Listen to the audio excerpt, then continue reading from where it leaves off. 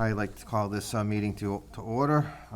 First item on the agenda is to review and approve minutes. Has everybody read the minutes from October 18th, 2022, November 21st, 2023, and July 15th, 2025? Yes. Yes. Okay. Would somebody like to make a motion? Mr. Chairman, I make a motion that we accept the minutes from the dates you just mentioned. I don't have in front of me. Make a motion that we accept those minutes and record them in the record. Second. All those in favor? Aye. All right, next item is to sign some bills. Do we have any bills? We have one bill to sign this evening for the community advocate.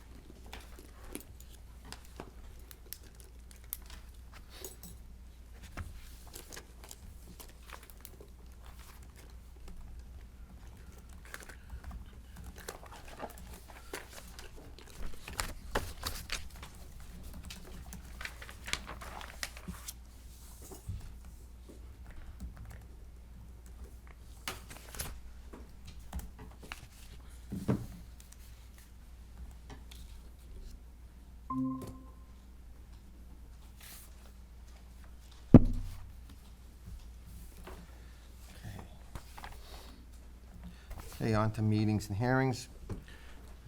First meeting or hearing is an RDA.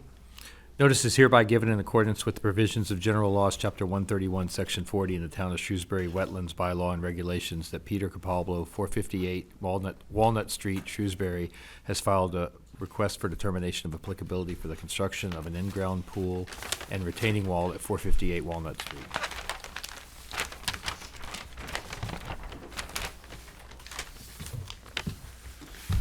Good evening, Mr. Chairman, board members, Peter Capalbo, my wife Michelle. So, we do reside at 458 Walnut Street, the far south side of town. And we are proposing to put in an 18 by 32 pool in the backyard, and working with Aaliyah, who, Mr. Commissioner, has been outstanding to work with. She's done a great job helping my wife and I with a lot of paperwork that we didn't understand. So, that being said, I believe you have the map in front of you, or the drawing by Jarvis Land Survey. And as you can see where the 100-foot buffer is, goes through about the middle of the pool in the concrete area that we're proposing. Okay.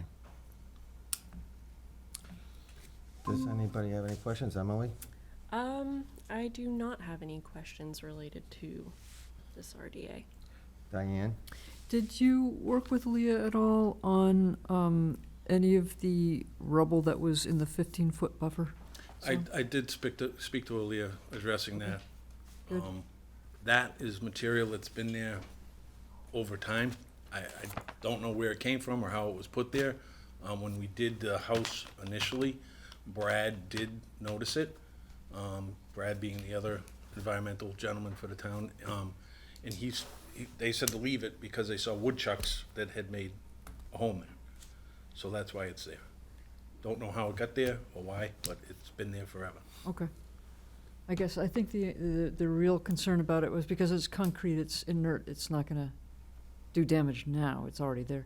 It was just the issue of creep, where people just continue to just throw stuff in. So, Got it? that's great. Nope. Thank you. That's good. That's the only question I had. Thank you. Thank you. Bobby? Well, no, I'm looking at this, it seems pretty cut and dry. I mean, you're within the buffer zone, but it looks like you've got plenty of space here, you're gonna protect it. There were a few concerns out there, make sure like the water doesn't get discharged out or anything into the wetlands, but So concerning that, McCarthy Pools is putting in the pool, and they've put in they're gonna put in a Jandy CV cartridge filter, so there'll be no discharge out at all. How does that work? I wish I could tell you, he just told me to make sure I brought this and showed it to you. So it's a cartridge filter and there won't be any discharge. I changed the cartridges.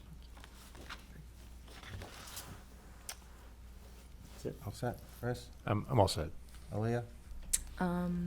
Yeah, I think I would still maybe recommend a condition related to dechlorinating if there ever is a need to empty the pool, or if in the event that however the cartridge works, the cartridge is not working. And then when you do go to drain the pool, draining it over the grass, it would be quite the leap to get a hose long enough to drain it directly to the wetland. Right. But in the event that you are going to, Mm-hmm. don't do that. Nope, got it. Don't drain it to the wetland, drain it over the grass area, and it should have sufficient space to discharge appropriately. And then I think we had spoken about whether or not a patio was proposed, but it sounds like just the concrete, there'll be a 5-foot concrete walkway thing Yes, so- surrounding the pool. On the lower half of the pool, there'll be 5 feet. On that corner from the house to the pool, there'll be about 15 feet of concrete there. Okay. Which is already. Okay, perfect, that makes sense. Awesome. I think that was the only questions and recommendations for any conditions that we might install. Okay. Anybody in the audience have any questions? Okay, then would somebody like to make a motion? Mr. Chairman, I make a motion that we issue a negative determination of applicability with the condition that anytime the pool is drained, it is dechlorinated to the greatest extent possible, and that it is drained over the grassy area. I'll second that. All in favor? Aye. Aye. Thank We're you. all set. Appreciate it. Thank you. Leah, thank you. Yeah, of course, have a great night.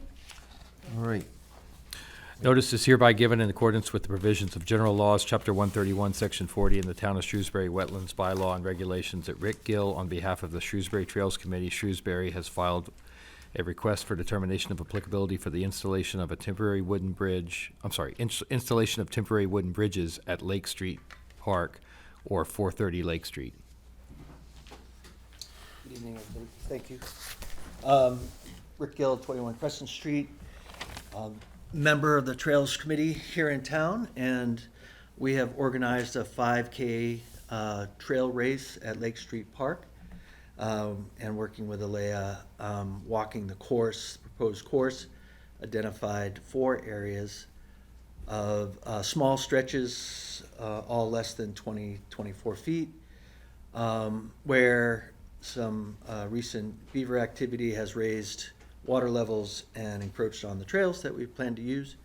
And while it stands as mud today, we would still like to put something down to keep runners on the trail, not avoiding the mud, but going over it and removing those bridges afterwards, just so they're not long-standing structures without more consideration for the traffic it gets on a daily use.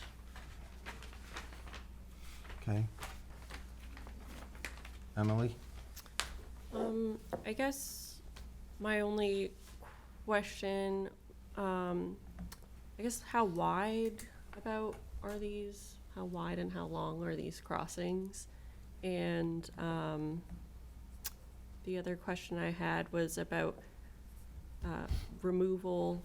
They will be removed, correct? Yep. Okay. Yep. So the land itself, one path is probably 5 feet wide and 20 feet long, a stretch of mud before the ground rises back up again. The other stretches are more single track, so 2 feet, 3 feet wide. The lumber we're getting donated is 1 foot wide planks. We'll have 2, so the running trail will be 2 feet wide. That's it for me. You all set? Okay. Yep. And Diane? Yeah, I have the good fortune of living right near someone who is on the Trails Committee. Okay. And so I got to talk to him about this, and he said that you'd be putting wooden pallets down, Correct. right? And then the boards on top of that. That's right. And that sounds great. Nothing has to be hammered in or anything like that. Correct. The only question I have, it's more for you Yeah. than for us, is how are you going to reuse all that lumber that you're getting, for future races? Right. Future races or future bridges. Yep, Right? yep. We do encourage the youth groups in town to use their service projects, like Eagle Scout projects or Gold Award projects, for trail work where needed. So you might see a youth in this position someday with donated lumber that was used once for a trail race. So I think it's about $300 in rough cut pine that we're getting donated. I'd hate to see that get thrown in a dumpster or burned in a backyard, so we'll house it. I think Mr. Esposito, Kevin with the town, said he could store the material for us until we find another use for it. Marvelous. That's great. Thanks. Bobby? The first question I have, you don't plan on disturbing the beavers at all, right? You're gonna stay away from them, they're not gonna be a problem with the beavers? Correct. I'm trying to address them. And wood, you said it's pine, it's no pressure treated, it's just, and the pallets you're using are fresh pallets, they're not something you use for chemicals or any type of stuff. You know where the pallets are coming from, correct? We're salvaging the pallets. I don't have them yet, Okay. so. You might wanna think when you get them to make sure that they're used like from food processing or something like that and not Yep. carrying chemicals on them. They could have oil or some other chemical on before you put them in a wetland. Got it. Thank you. Thank you. Chris? What's reasonable for after the race is completed, for how long before you take them down? Yeah, reasonable for me is the same day. The race is in the morning, and we can take them apart and pull them out. It's on a Saturday. We'll put the material in the parking lot. Kevin can pick it up on Monday. Other Trails Committee members have wanted to see them down longer, but I'm the one here, so I'll take them out that day. Well, because we gave you a few days in case it was bad weather or something. That'd be Appreciate enough. that. That'd be enough, right? Yep, A couple days. okay. absolutely. Alea? I think that would be my only recommendation for a condition. We may want to specify the number of days just so that there's kind of a limited time period that we're seeing these affecting the wetlands. And then I would recommend a special condition related to sourcing clean pallets. Okay. That it? I think that's it, yep. All right, anybody in the audience have any questions? All right, would somebody like to make a motion with some conditions?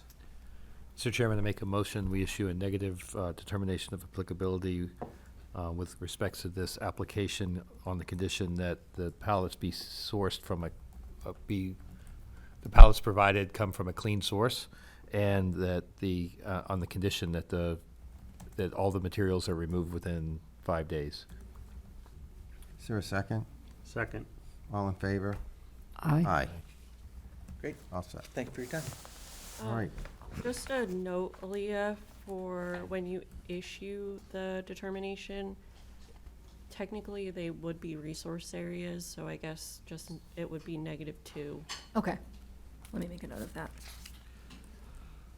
All right. All set.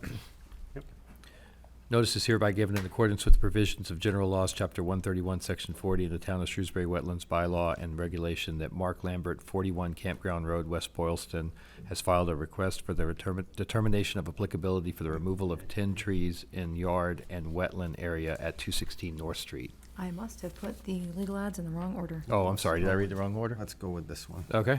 number 99. Yes, I will find that. Then we'll I read saw that it in one here. next. Did I put it way at the back? You probably did. Bananas. I can find it.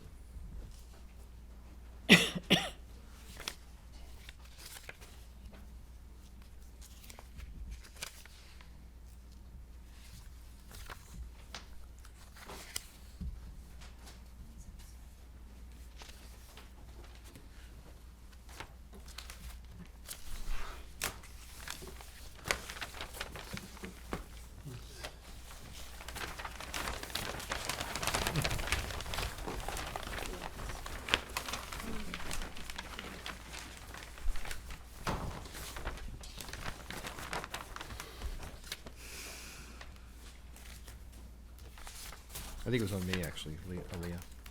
I just moved it to the back.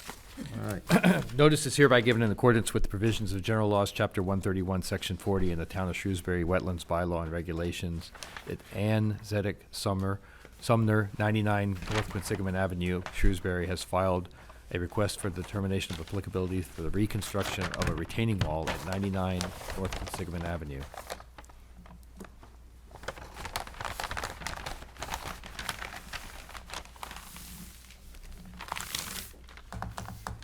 Good evening, Commissioners. Ann Zedek Sumner at 9799 North Quinsigamon Avenue. Thank you for your time this evening and considering our request. I would like to turn it over to my engineer, Mike Ohl. He can introduce himself.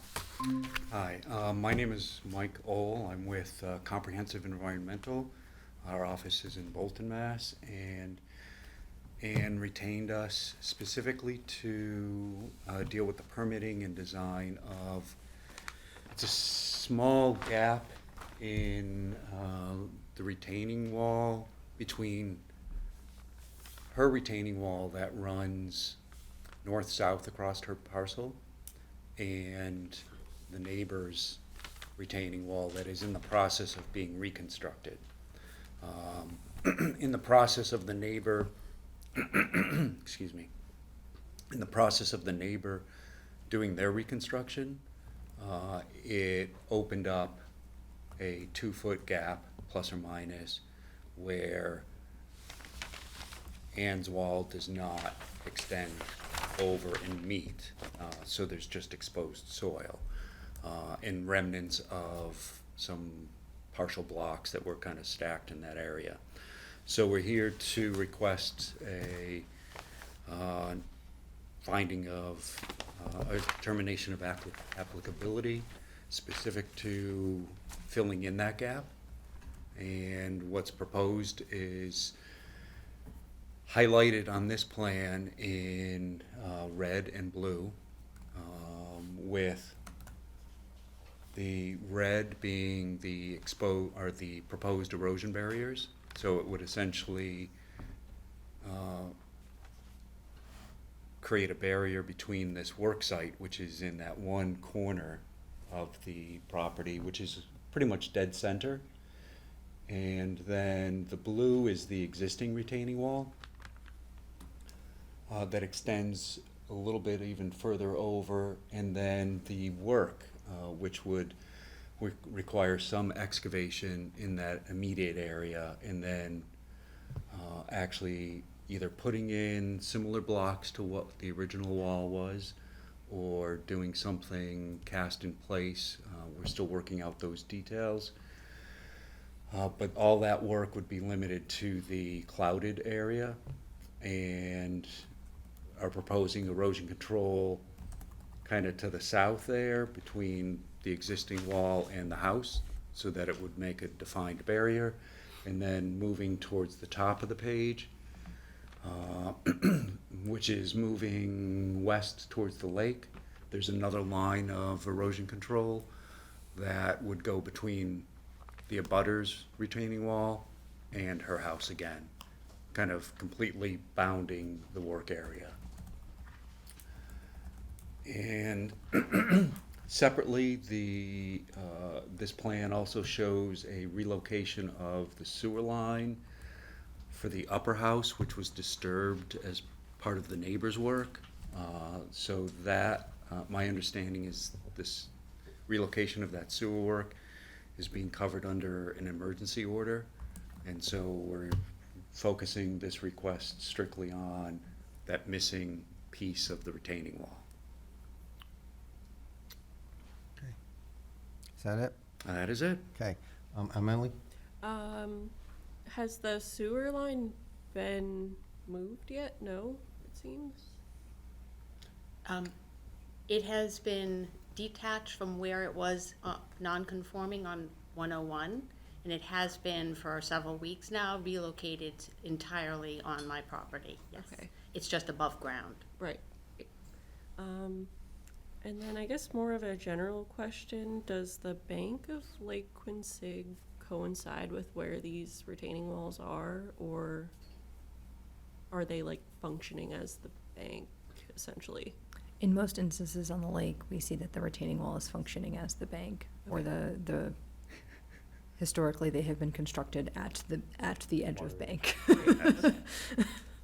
I know we did just receive an update for the highest elevation in the last year or so, but obviously all of our retaining walls are still where they are. Yeah. But these walls aren't along the lake. The walls in question for construction currently, under this order, or under this determination, are not along the lake. Okay. They're approximately 90 or so feet Yes. away from the lake. Okay. In the upper edge of the, let me see if I can get back to that picture. The upper, so the water is off the page.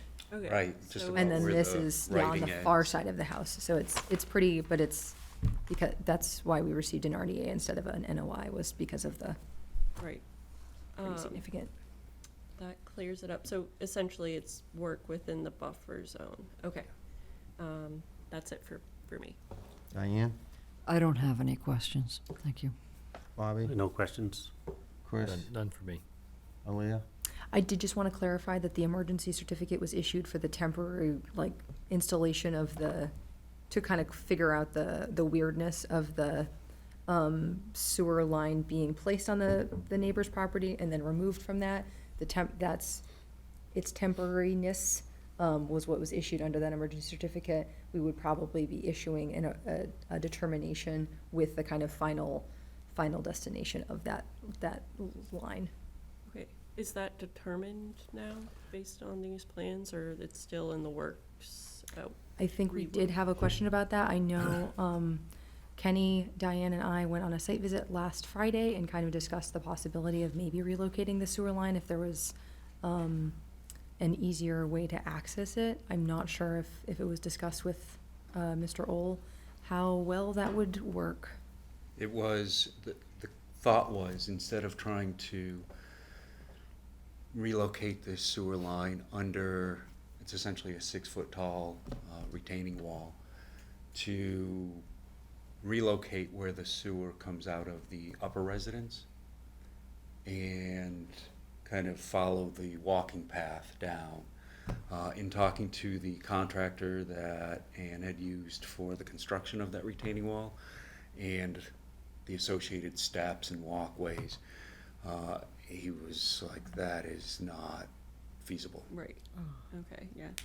So, Makes sense. so in a sense, the plan that's currently there, showing the line, has been reviewed and approved by the town in terms of the sewer alignment. Okay. That's good. Anything else? Did you have erosion control? Yeah, I had emailed the erosion control Yes, I barrier. do seem to So you have do have that. No, it's a gonna be lovely shown picture of that. where it's going. Pretty straightforward. Yes, yeah, that would be pretty standard. I don't think I had any other questions regarding this project. This wouldn't be necessarily a condition, but just making sure that the applicant is prepared to coordinate with the sewer department for the final placement of the line. They'll typically come out and have it cameraed in this day and age so that they know where it is in the future, so we can avoid problems like this in the future. And then as also coordinating with the building department down the line for the reconstruction of that retaining wall. But that, we wouldn't hang a condition on that. All right, anybody in the audience have any questions? Okay, would somebody like to make a motion? Mr. Chairman, I make a motion that we issue a negative determination with respect to this request. Second it. All in favor? Aye. Aye. Aye. Time.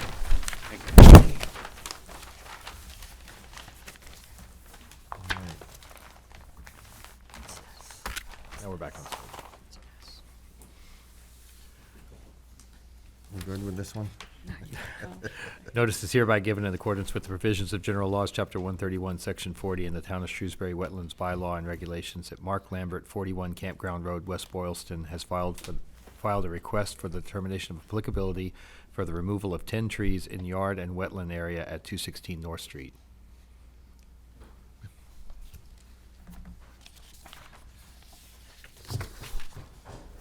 Hi, How are you? and you are? Mark Lambert. Okay. What do we got going on, Mark? So 216 North Street, there's various trees around the property. Some are ashes, some are codominant oak trees. There's some maples that are hazardous over the shed. Did a property walkthrough. They want some trimming, and also the removal's done there at the property. Stumps to be ground, some stumps to be totally removed. So here we are today. And all these that are labeled on the plans are the ones that will be removed? Correct. Only ones that will be removed? Yes, yeah. I mean, the trimming is trimming. It's Yep. The trimming, you're gonna do some trimming on other trees as well? yeah, You're just gonna trim them, not? correct. There's no removal. It's all trimming. Okay. Yeah. It would have been highlighted in the plan if I was gonna remove them. I had to ask, Understood, because things change. understood. Emily? I guess my only question regarding this work is it within an actual wetland resource, or is it just buffer zone, or? The buffer zone is located pretty, or the wetland area, as far as I could tell, was located off of to the far rear of the property. Let me pull up our GIS.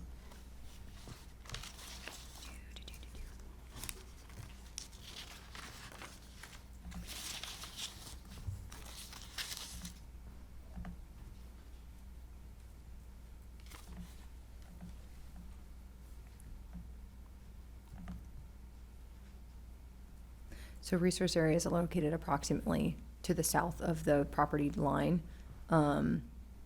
It looks like a number of trees are located at the front of the property. Correct. Okay, so that would be a pretty good distance from the, do you have an idea of where those trees in the rear yard fall, adjacent to the property line? Yeah, so between number 2 on Blackthorn, and I want to say it's probably number 4, on that property line that divides them, if you carried that across through the back part, yeah, right in there, Okay, would be 11 and 12. okay. And I'm sorry, this proposal is to remove 10 trees. Which trees of the 12 that you have So it'd be documented? Which numbers, yeah. 11 and 12. 11 and 12 will just be trimmed. 11 and 12 would be removed. Okay, Removed and the stumps ground? These ones would be pulled. so then which ones of, because you have numbered 12 trees for me. And there's 10 in the RDA. Correct. Yes, Okay, well, proposed for removal. So back to Kenny's question. Is Yeah. it 12 trees that will be removed? it's what's identified in here, it's 12. Okay, Yes, 12. okay, 12 trees to be removed. And 2 of those trees are closest to the wetlands. Correct, yeah. Okay. There's even like a dried up, I don't know, I'll call it seasonal area there, which along the right-hand side of the property. There's ferns and whatnot in there, and looks like it's a seasonal wetland. Yep. So that's what raised my flag in the front part of the property. I just figured if I was removing trees, I might as well just bring it all up. Right. So you know, so there's no miscommunication.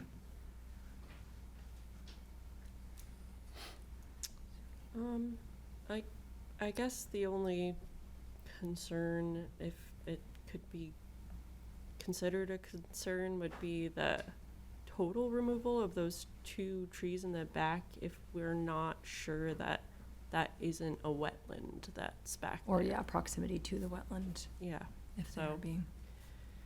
but that's it for me. So, would it be possible to, those 2 trees that are close to the wetland or even like part of the wetland? Because the map doesn't show it very well. Typically, it's great to leave the stumps as habitat for insects and for small animals, everything from birds to small mammals. And like 8 to 10 feet is fantastic. Aaliyah has talked about maybe 5 to 10 feet high, because they are so close to the wetland. Are you asking if it's a possibility to leave it that high? Yeah, I want to bring that possibility up. It's a possibility. I know the customer wanted them to be down and out. So, Why would you want to pull the stumps out if they're in or close to the wetlands? that's a good question. You should make a condition to leave them and probably up to 5 or 10 feet high. Okay. That might be. Hi, apologies for butting in. This is Chris Wild. I'm the homeowner at 216 North Street. The reason why those stumps are being pulled is about 5 years ago, we went through conservation to do a addition to our house. And part of those plans detailed it out a shed back in that area. And in order to complete that work, we need to have the stumps pulled. That was approved by the town as well as the abutters to go through conservation. What, And that was, notice of intent was approved with that shed in that area. what is, how old is that order? It was issued in April of '21. Unfortunately, at this point in time, that order would have expired. Thought they were open for 5 years. No, 3. And, well, plus the 2-year Yeah, so with a extension, tolling but I period, it think would have, but I think we're still even with the outside of that. tolling period. So there was an extension that was issued by the state during COVID. All of those extensions have ended, so regularly permits are issued for 3 years. With the extension, it would have been for 5 years. I'd have to look at what the actual, at the expiration date, but it probably has arrived. So if there's an existing order on this property, then, well, how can we You can't- entertain an RDA? Right. Well, I think, I'm just asking that question. We will often, yeah, we will see that maybe an RDA is filed in addition to an order of conditions. We don't typically, we wouldn't see an additional order of conditions issued. Or we'd amend the order. Typically, that's what we do here, is amend the order. Yeah, it may have been the move to amend the order of conditions. Because if we're gonna pull, we have a bylaw now, things have changed, so. Well, so, and it looks like, so, unless an additional extension was sought at some point in time, which I'm not seeing, the order on file for 216 North Street was issued in May of 2021. So with an extension for tolling, I think it would have expired at this point. I don't know how that. Well, 5 years from that would be May 2026, but But 3 years. it's only 3 yes. years, right? It'd be May of Yeah, with 2020. And then I'd have to figure out what the tolling period is, Okay. because it wasn't exactly 2 years. Okay. Well, with that being said, and if there's an existing order, I think that should be looked at before we vote on this. Because I would say if so. if this gentleman wants to pull the stumps out and put a shed in because he has an existing order, I don't see how that, I think there's kind of a conflict.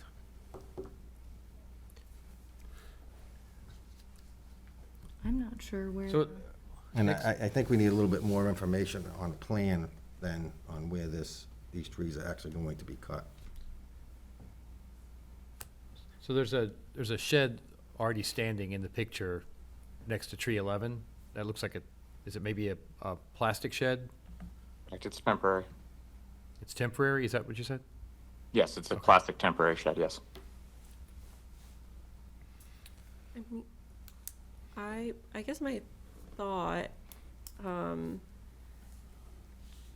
mean, the RDA makes sense in that the original order would have covered, I mean, in this case, yes, the work for the shed, but not necessarily the work to remove the trees in the front. 10 trees, yeah. Yeah, so I don't know if, I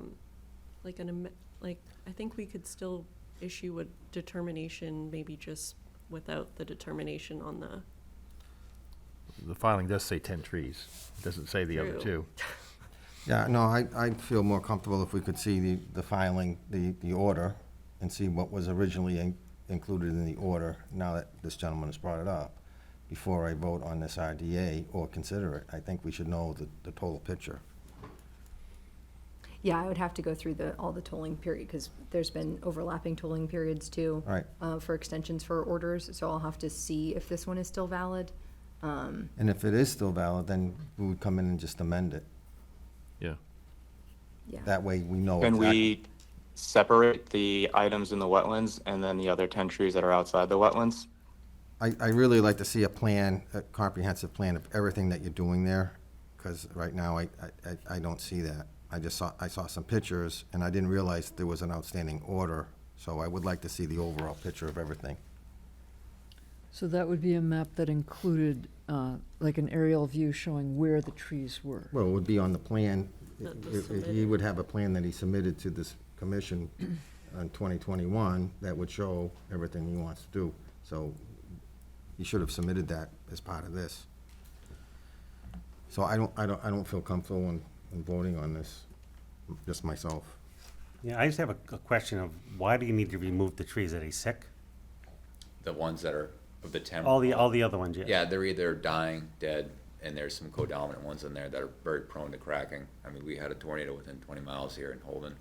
It's gonna come through here. If something like high winds come through here, they're gonna fail. There's just poor branch collar unions in the trees. There's various ones that have holes in them. They're just very fulcrum points on the trees, which they're gonna fall and either hit power lines, hit the roadway, hit the houses. The kids are outside playing. They have young kids out there always playing, so it's a matter of time before something comes down and an accident Well, happens. If he had an order since 2021, why didn't he do it during the course of that order? I mean, he's had 4 or 5 years. But at this point, There now, I'd like to was see the economic trees- reasons I'd like at to see play the as trees well. left at around that shed in the area. I mean, you want to cut them down and leave them 8 feet tall all around here? And if you're gonna cut the tree, just leave the stumps at a height for you said, for the insects and the birds to be able to hang out in. They're not gonna, the wind's not gonna get them at that point. So I mean, if that's probably the thing to do is leave some up and not even cut them, not stump them, not grind them, just leave them at a certain height there. That's the ones that are by the shed you're asking. The ones, well, any area you don't, I mean, by the sheds, but the ones by the shed you showed us a picture of, the ones down back by the wetlands, I agree, those should be left up high, and then we'll have to talk about the other order that's in fact, I'm not gonna vote on it tonight, I don't feel comfortable voting, as Kenny said, tonight.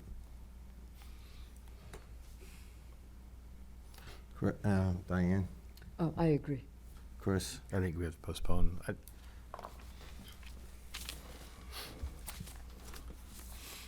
So I guess do we leave this hearing open? That's what I was in the curious. interim before we make a decision on this RDA? Or do we wanna say that the we can I guess we can leave it open till the next meeting until we find out exactly what was in that order, and if the order is still valid. Yeah, if the applicant is amenable to that.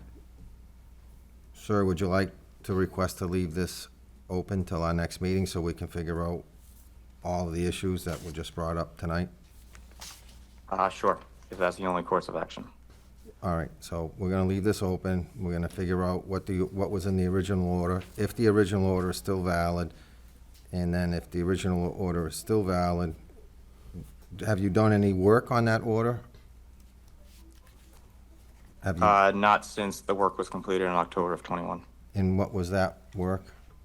It was addition to the house that included full foundation.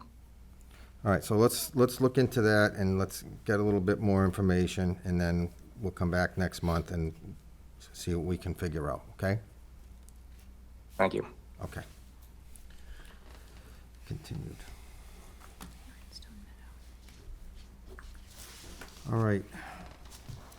You have an RDA?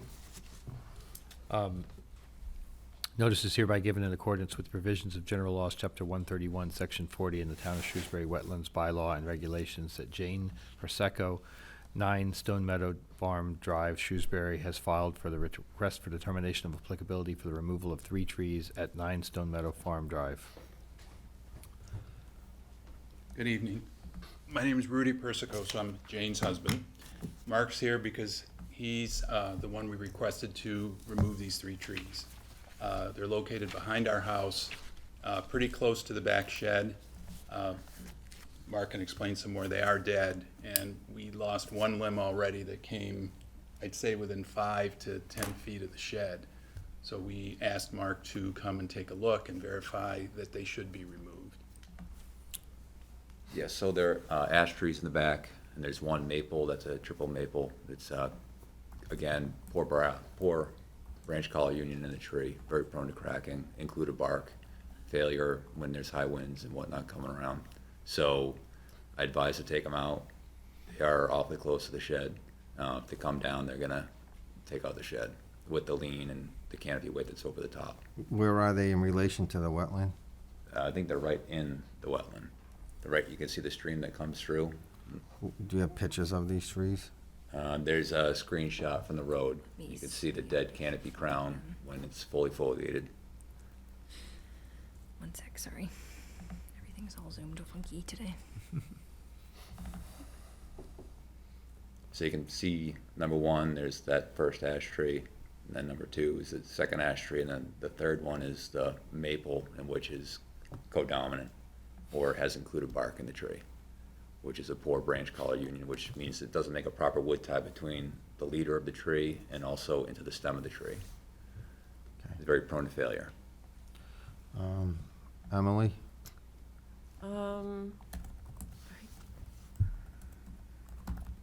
I guess, so it's looks like a perennial stream back there, so it's riverfront.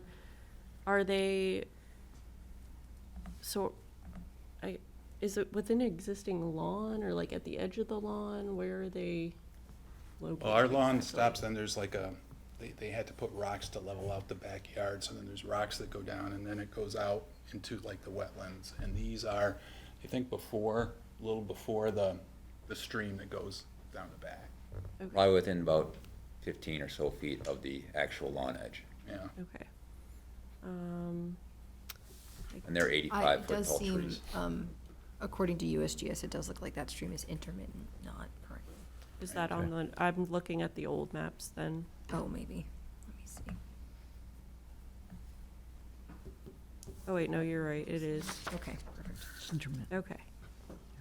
So it's not within the riverfront area, which is No, it would be buffer Good. zone.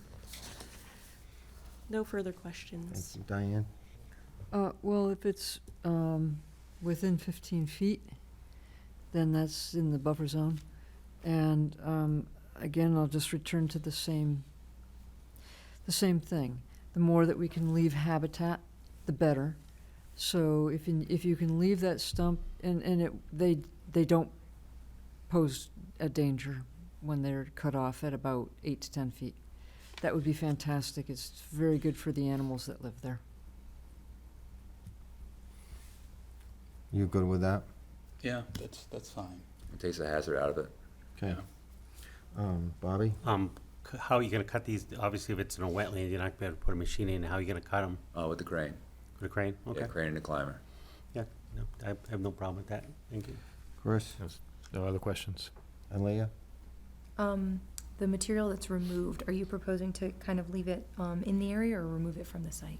Remove from the site, because we're gonna be craning it out. And then we are in an ALB zone. Are you able to remove that to a? Yeah, we're are you certified. ALB certified, perfect. Yeah. I think those are all the questions that I have. Thank you. Anybody in the audience have any questions? Okay, would somebody like to make a motion? Mr. Chairman, I make a motion that we issue a negative determination with respect to this request. Is there a second? Second. And with the condition that they cut the trees off Cut the trees, I'm sorry, and leave an 8 to 10 foot stump. and then remove the tops will be chipped and removed from the site. Correct. And there was a second. Second. All in favor? Aye. Aye. All set. Thank you. All right, thank you.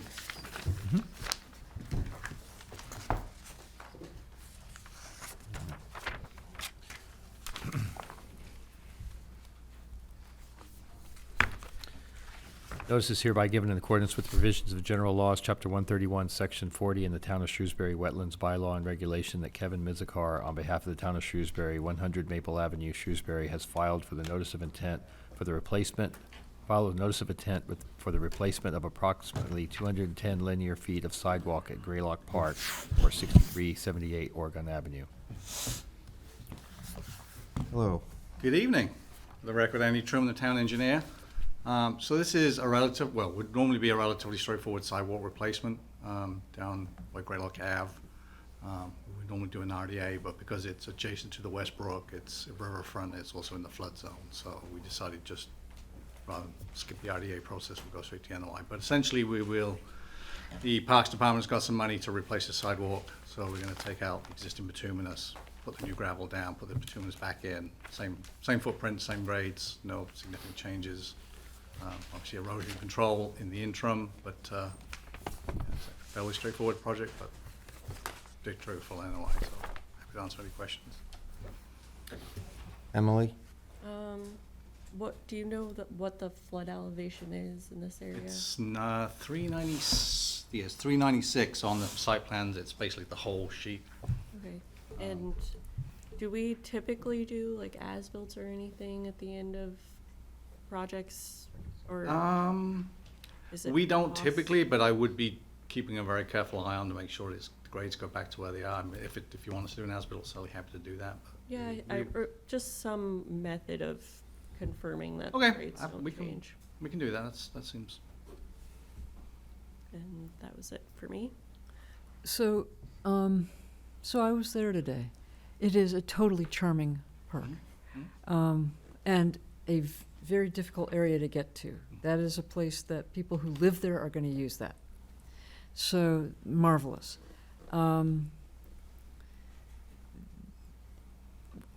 What I was confused about is that it's almost like a cross with pathways, right? Okay. There's what goes right along the river. Is that what's being replaced? No, this is. It's the cross. This is a section that goes from Avon Ave over to where hopefully you can see where the picnic benches are. So it's Right. basically that section there. The rest of it is staying as it is right now. Right, which They- makes sense. Yeah. Yeah, that looked really crumbly That's and, it. It's been in bad shape for a while, and they've been trying to get funded, and they finally got some funding for it. So sounds we good would to help me. them get through the permitting and get it up to bid. And fortunately, we don't have a DEP number. We were hoping we'd be able to close tonight, so we're trying to get it done this year, but we don't have a DEP number, so fortunately, we have to come back. I'll tell you, if you don't fix that, someone's gonna get hurt and then someone's gonna get sued. So, it sounds great to me. Okay, great. Bobby, No questions. Chris, No questions for me. Leah, I don't think I have any additional questions. anybody from the audience have any questions? Okay, so there are none, so we can't close it, so we have Leave to it keep open. it open. We would request a continuance to the next meeting, so just in case DEP has any comments, but. All right, we'll continue this to our next meeting. Thank you. Thank you. Oh, you're here for another Yeah, one. I'm just gonna say. You'll stay right there. We have a continued public hearing regarding a notice of intent filed by the town of Shrewsbury, DPW Department, 100 Maple Ave, for the construction of a walking path and associated stormwater infrastructure associated with the Jordan Pond at Ridgeland Road. So as Commissioner, remember, we were here in March. It's hard to believe it was that long ago. So the intent was the planning department had got a grant as part of a master plan to put a paved sidewalk around the eastern part of Jordan Pond. There's already an existing one on the western portion. They had hired a consultant to do a very schematic design. Unfortunately, they didn't have any funds to get any further, so engineering offered to help the planning department to at least get through the order conditions and the permitting, with the assumption that once they get the second round of funding and we start getting into some more details, we would probably end up coming back for modification. But one of the original layout, the commission may remember, on the southeast corner. Oh, yes, sorry. Stop sharing. Originally, the intent was to try and keep the sidewalk as close as it can to the existing pond, following the existing trails that are pretty much already defined out there. So the northeast corner, if you walk it out there, you'll see it's a pretty much developed path. So we will simply just be grading that and putting the sidewalk in. But as we got further around the pond, especially in that section, originally we were trying to hug the pond, and it became very clear looking at the grading that while we could probably get the sidewalk in to get the grades, we would have to be chasing the grades up the hill and taking a lot of the trees out. So we went out there and did a site walk, and having walked up there, there are a number of existing trails, and it made much more sense to pull it back, to essentially put it where the existing trails are now. So it took a while for us to get the design done and to get the team players from the planning department, all those key players involved, to just go out there and walk it and make sure they were all set. But essentially, the biggest difference from what we presented back in March is that southern section from essentially where it says the observation deck south has been pulled a lot further away from the wetland. So that was a substantive change. There were a couple of questions from DEP about wetland flagging along the edge of the pond, and I think looking at the survey, some of the flagging had been mislabeled as bank versus wetland, but we did fix that on this plan. So essentially, the remainder of it's going to be the same as what we proposed on the original design, so following the existing developed path, just solidifying in pavement and making it ADA accessible. With we originally had 2 outlet points, but I think, feedback from the residents, they only wanted the one observation deck that we're showing right now. So that's most of the changes. Happy to answer any questions. Emily? I do not have any questions. I do not have any questions. The only question I had is the possibility of less asphalt and maybe some stone dust or something compacted instead of putting more non-porous stuff in We there? can certainly look at, the issue is stone dust, it gets rutted very quickly if the rain, and then technically becomes non-ADA compliant. So it's a gray area whether you can use compacted stone dust, so we can do it, becomes a maintenance issue for the Parks and Recreation. I think that's maybe one of those things we look into as we get, into the next round of design. Maybe we can see if we can swap out some material, maybe some of the flatter areas we can do stone dust. I don't think that's unreasonable, but there's certain points of it we just need it so that Parks and Recs isn't out there every spring filling in ruts and regrading it. So Okay. the idea is obviously just Thank you. try and make it as low maintenance as possible. I like the fact you moved it up and away from. It worked out a lot better, yeah. When we Looks a walked it, lot it was better. like, it was a no-brainer. We walked on, like, why don't we just pull it up? I know everyone wanted to keep it close so we could see the view of the pond, but you can still see through the Yeah, woods. no, that's a nice area there where you Yeah. have it up high, too. It's nice. Chris? No questions. Leah? I don't think I have any additional questions. I do have some recommendations for special conditions, just kind of related to,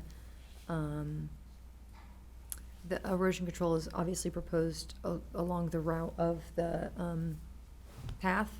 I would recommend a condition that no vegetation be removed for the erosion control to be installed. If it's necessary to start hacking away at things, maybe we need to rethink where the erosion control is going. And then I would recommend a condition that tree protections be installed, where the paths will be cutting really, really close to those trees, just so that those trees are protected during the course of construction. I think that's it. And then, yeah, probably a condition to the fact that, once the final design has been determined, just notifying the commission so that we do have an idea of how much will be, if there's a possibility of installing that stone dust, seeing how much of that will be the crushed stone dust versus asphalt versus, I think a couple of other materials are proposed as well, in some of the marshier areas. There's a path proposed. Yeah, there's a section of wetland path. crossing, right, so that would be basically a boardwalk crossing detail. Yeah, a section at the northern edge of the pond. Yeah, a boardwalk sort of thing is proposed to cross the kind of very mucky road that exists there. So kind of, yeah, getting an idea of what those final materials will be, and just receiving an update related to that. Did we go through I guess it's not a stream, so never mind. Yeah, it was not determined to be a stream, and there was some confusion about how, it does not seem to be, there's a very well-established terrible dirt road kind of between an existing upstream wetland and then Jordan Pond. It does seem that there is flow over the roadway on occasion during heavy periods of wetness. But I don't think it would at this point in time, with a bajillion years of terrible driving, I wouldn't qualify it as a resource area anymore. So there are no resource area impacts associated with the crossing, or? With the actual crossing, no, we would put it on helical piles and keep Okay, it up and yeah. above. Yeah, that's the intent. I mean, it does, it's like basically Reed Road, the water comes down Reed Road. Ponds, there's obviously that little wetland next to Kingston, and then now and again it does overtops the dock, but we'll just go over the top of that, we won't, and then we will do some, I think we agreed to take out some of the siltation and some of the, non-natural materials, and then maybe reestablish it with some wetland plantings and plugs. Okay. So we'll certainly take an opportunity to clean up that corner as Right. we get further into the detail. And install a material that will allow that water to move through a little cleaner than old dirt. Yeah, so I definitely see us come back to the commission at some point with a more detailed plan. All right. I think those are the only That's conditions it? I'd recommend, yep. Any questions from the audience? Okay, I guess we can close this hearing. All right, thank you. All right, this next hearing has been continued, and it's been continued to our next meeting. This is the continued hearing, notice of intent filed by 160 Holden Street LLC, GFI Partners, 133 Pearl Street, 300 Austin, Suite 300, Boston, Mass. For the installation of a sewer line and associated erosion control and sedimentation controls at 142 Clinton Street, 160 Holden Street, in the Holden Street right away. This has been continued to our next meeting. All right, so we have a continued public hearing regarding the abbreviated notice of resource area delineation filed by Anthony Rich on behalf of 223 Hartford Legacy LLC, P.O. Box 812359, Wellesley, Mass. 02482, for the delineation of bordering and isolated vegetated wetland at 223 Hartford Turnpike. Hello. Kate O'Donnell from Ecotech. I heard from Aaliyah about the quote for the peer reviewer for this, and the applicant did approve that quote. So at this point, we'd be looking to schedule a sidewalk with the peer reviewer. Okay, so you agree to that, so Yeah. we'll schedule the peer review, go through it, and Yep. and then we can come back and verify that all those flags and everything are they what you, Yep. are what you said? Perfect. Okay. Yeah, we'd be just looking to get the next availability that they have. Perfect. I think we would need to receive a check prior to, Okay, yeah, if you could Yes. coordinate with Anthony, that'd be great. perfect, yeah. And then, with that process, that's the full estimate, and then any money that is left over after the review will Would be be returned to refunded. the applicant. So a check in the full amount. Yes, Okay, got it. I'll let him know. yeah, as soon as I have that in hand, we'll be able to schedule, Got and I it. can put you in Okay. contact with the human I have been talking to. Okay, perfect. All right, so you'll ask for a continuance for our next Yes, meeting? we'd be requesting to continue. Okay. Cool. All Thank you, right, guys. we will see you then. Okay, I'm Thank on the next one. Yeah. So, Oh, you are, you're the Yeah. next one too. All right, makes this it is a new easy. one. First, you're up. I just check to make sure. Notice is hereby given in accordance with the provisions of general laws, Chapter 131, Section 40, and the Town of Shrewsbury Wetlands bylaws and regulation that Rajesh Velagapudi, 355 Grafton Street, Shrewsbury, has filed for a notice of intent for the construction of a home addition and deck at 355 Grafton Street.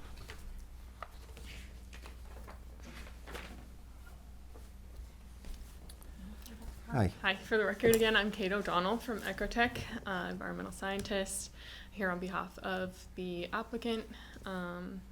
So this site is an existing developed residential property, and it contains an existing single-family house, and then also has lawn, landscaping, a deck. There is a perennial stream located off-site to the east on town property, which was delineated.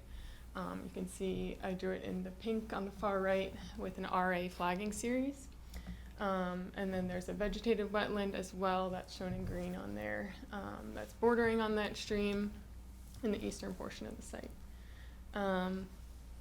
So the project is proposed in the riverfront area as well as in the buffer zone to the wetland and the stream. The project consists of an addition on the back of the house, as well as a deck on that addition.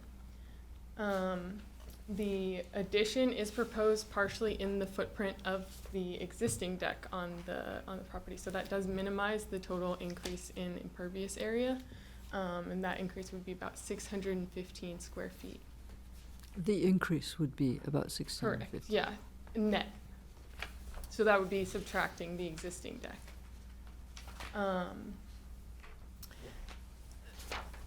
In accordance with the redevelopment standards for riverfront area, we are proposing a mitigation area, which is consisting of the removal of existing lawn and replacing that with native species, shrubs, saplings, and seed mix. So that would be 1,230 square feet in size, and that would be right up to the eastern property boundary, as close to the wetland as we could get, up to the existing limit of lawn. And at the edge of the lawn is an existing fence line as well. You can see that orange line does extend onto the adjacent property line. That's the existing fence line and limit of lawn as well. And so the applicant is proposing, as part of this project, to also remove that lawn and fence from the town property and relocate it back onto their property. And that's in addition to the mitigation area. That's not in place of the mitigation. So that fence, that new fence would be proposed. So this is the existing fence, and that would be relocated to here. Existing, it's right up against the edge of the wetland, and proposed, it's more than 15 feet away over here, and then right about 15 over here. So this overall results in a significant improvement to the existing condition of the buffer zone, as it adds wildlife habitat capacity and additional buffer between the development and the wetland at the site. They're also proposing an erosion control barrier at the limit of work. We did receive a DEP file number yesterday, and they had no comments. And I'm happy to answer any questions that you guys have. Emily? I guess, what is the total riverfront area on the site? And then for the mitigation, are you meeting the 2-to-1? Correct, yeah, so it would be 615 square feet, and then it would be double that in Okay. mitigation. So the entire property, pretty much, except for a small sliver, is in that 200-foot riverfront area. I think I have the exact number somewhere on here, if you would like that. Total, I estimate about 19,800 square feet. Proposed alteration is 913 square feet. And again, the increase in degraded is 615 square feet. Okay, that answers my questions. So I'm just Diane? making sure that I understand things. With the fence being moved back 15 plus feet, depending on which, is it, that there's Yeah. that much closer side Exactly. and then a wider side. Then plugs would be put in there, did I hear you say, for It would native be plantings? Seed mix. A seed mix. Yeah, I think we have a exact planting plan that was in the report that we provided. I can. So you'd leave the grass there and then, We take out the Take out the grass. Yeah, dig it up, put fresh topsoil on, plant the shrubs and saplings, and then put seed mix slightly, like giving a little bit of buffer between the woody plantings, and then everywhere in between the woody plantings would have the seed mix. okay, and what plantings are you considering? Yeah, let me pull that up real quick. Let me find that on the. So we have 5 saplings that are proposed. We recommend they choose at least 2 of the species we listed, which includes red oak, black birch, white oak, red maple, or sugar maple. 25 shrubs, choosing at least 2 of the species we list, which is witch hazel, dogwood, alternate leaf dogwood, American hazelnut, maple leaf viburnum, or low bush blueberry. And then that seed mix that I discussed would be from the New England Wildlife Conservation seed mix. Okay. So it looks like, if I'm understanding this correctly, there would be very little backyard per se, once the addition is on and the fence is moved. Is that correct? From the back of the deck, the new deck, Yeah. I believe it would be about 20 feet. So right now you can see from the edge of the deck to The the fence. property line. No, the fence is a little bit beyond because it Okay. encroaches. Ah. To the property line, it's currently 35 feet, and we're proposing a 10 feet wide strip here, so it'd be about 25 feet. 25. 25 feet from the back of the deck, and that doesn't include the sides. And please forgive me, it is a little complicated to look at. I understand. That's why I color coded it, because there's So a lot of lines. that gets us, how much of a buffer from the From the wetland. from the wetland? So it does vary. Yeah. Right here, I'm showing the 15-foot buffer here. Yeah. And the 30-foot. So this whole mitigation area is up to the 30-foot here. Yeah. Goes back a little bit, and it's just outside the 15 here, and it's beyond the 15 up to here, and then right about here, it's just a little bit inside the 15. Okay. So it gives about a 15-foot buffer, and then up to about 30 feet over here. Yeah. Which is is a lot more than currently, because there's maybe 2 to 3 feet Right, currently. right. Okay. Okay, so Aaliyah and I went here the other day, and the vegetation on the other side of the fence is really healthy. Yeah. So helping that be even healthier would be fantastic. Okay, at the moment, I don't have any questions. Okay, Bobby? No question, I'm just glad you were able to give a little more native species in there and move it back, that's good. Chris? I'm good, thank you. Leah?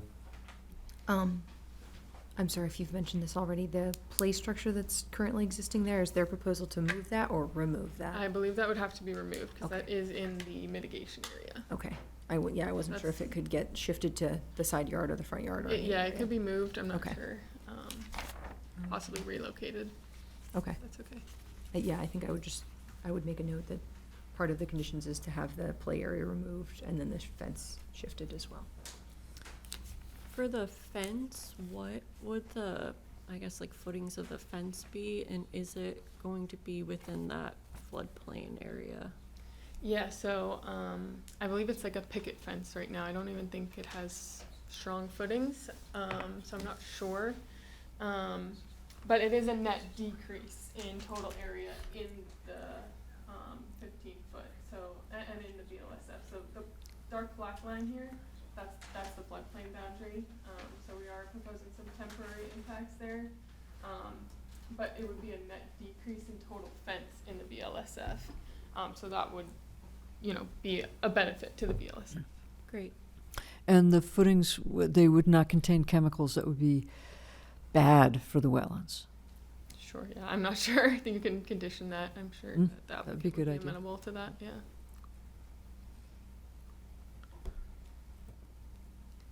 You all set? I think I'm Anybody in the audience have any questions? All right, so I guess we can close this hearing. We'll close it.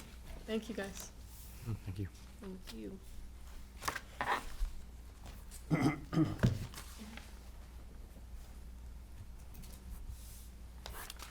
All right, so, where are we?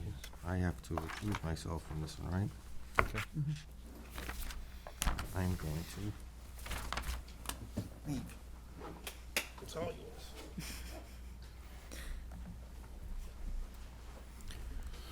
We have a new public hearing. Notice is hereby given in accordance with the provisions of General Laws, Chapter 131, Section 40, in the Town of Shrewsbury Wetlands Bylaw and Regulations, that Peter Forte, on behalf of Governature Capital Group LLC, 1 Mercantile Street, Suite 630, Worcester, has filed for an abbreviated notice of resource area delineation for the delineation of bordering vegetative wetland, bank, pond, and intermittent stream and isolated vegetated wetland at 525 Hartford Turnpike.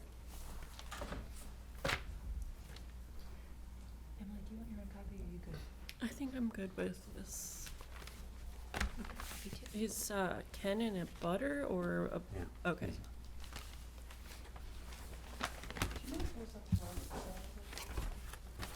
There should be one right here on the Under the on the table. left side of the TV. My left. Is it a plug-in Yes, or is it comfortable. Oh, it's his company?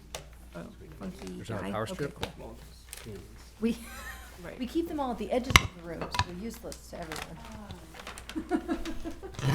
We have like one in each corner. Do you need, my battery usually runs out. I'm happy to click buttons if you would Okay, like I to did just talk. email you the Perfect. image. Okay, let me pull that up. What I didn't include was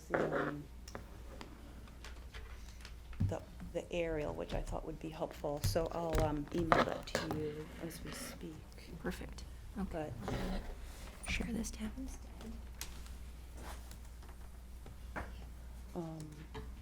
and while I do this, my name is Andrea Kendall. I'm with LEC Environmental Consultants. And I am here tonight on behalf of GoVenture Capital LLC. And I submitted, on behalf of them, an abbreviated notice of resource area delineation for property at 525 Hartford Turnpike. And I just emailed you the two docs, so let me know if it's available. I have that. The second email might be better in terms of just kind of introducing the site. There we go. Yeah, Okay. great, yeah. Some of you are familiar with the property already. This is about just over a 23-acre parcel with an existing, I guess, developed section closest to Hartford Turnpike that occupies a restaurant that has been out of business for some time, and then just to the north of that is a residential development, a house. In the rear of the site is comprised of bordering vegetated wetlands, an isolated wetland, a pond, and intermittent streams. And I will just generally go over them. I thought it would be nice just to look at the ortho, and then we can dive into the plans, but understand that I'm anticipating some sort of peer review or review by the conservation. So, great.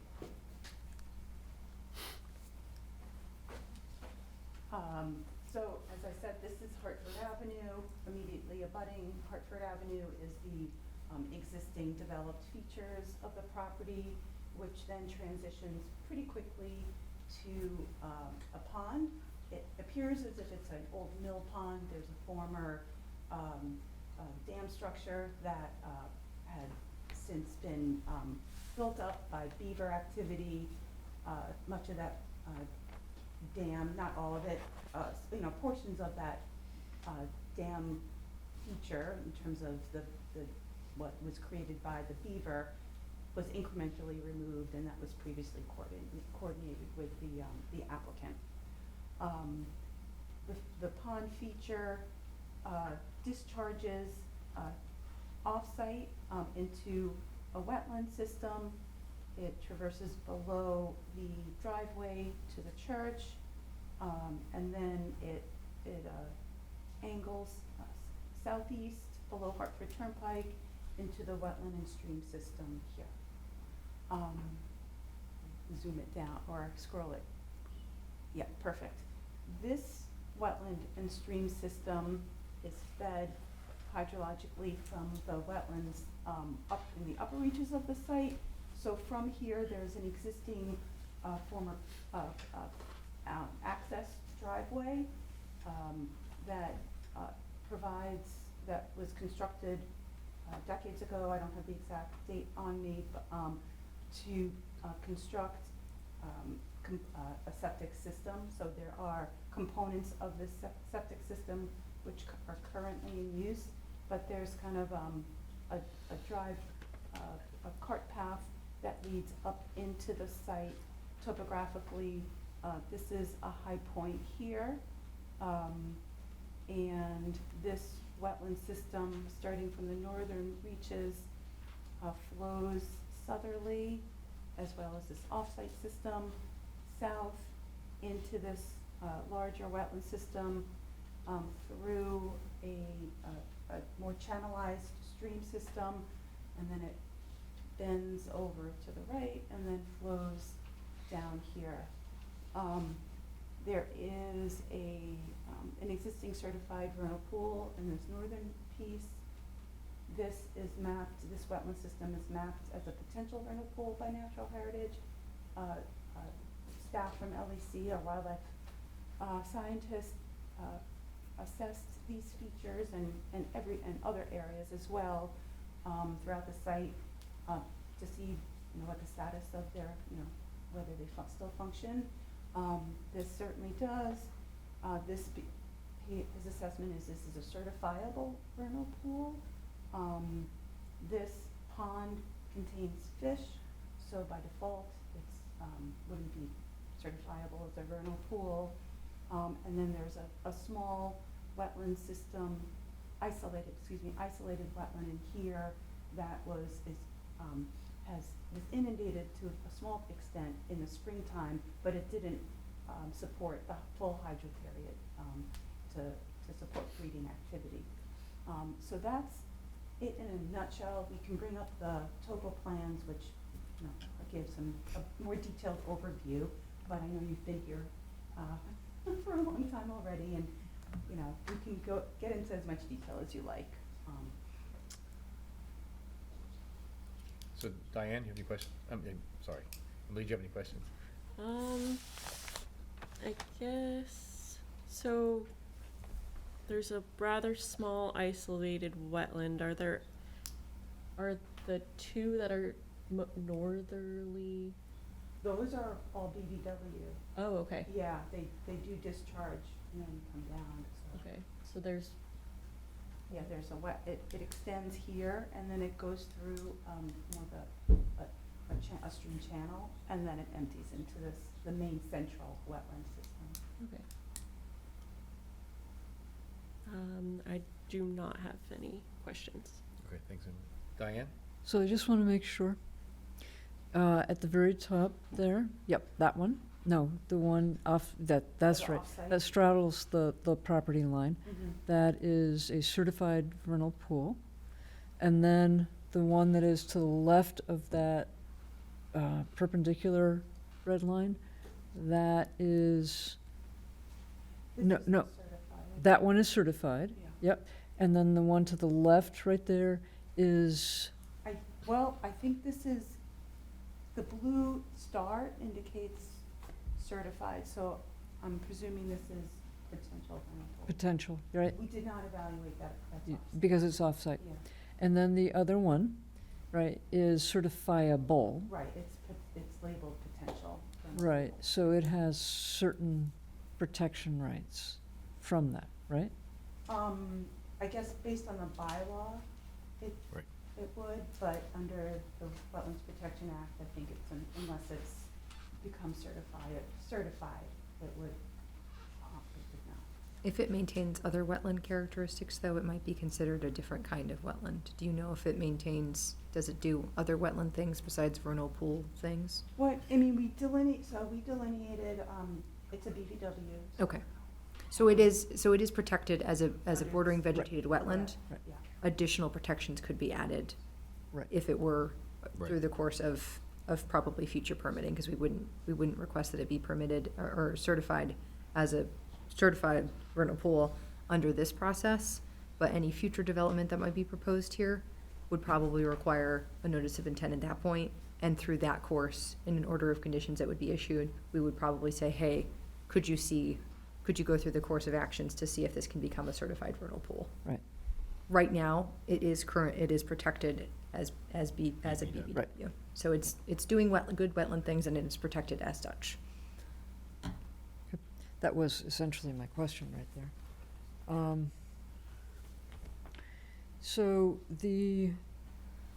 that weird road that cuts the beaver pond into two pieces, very odd.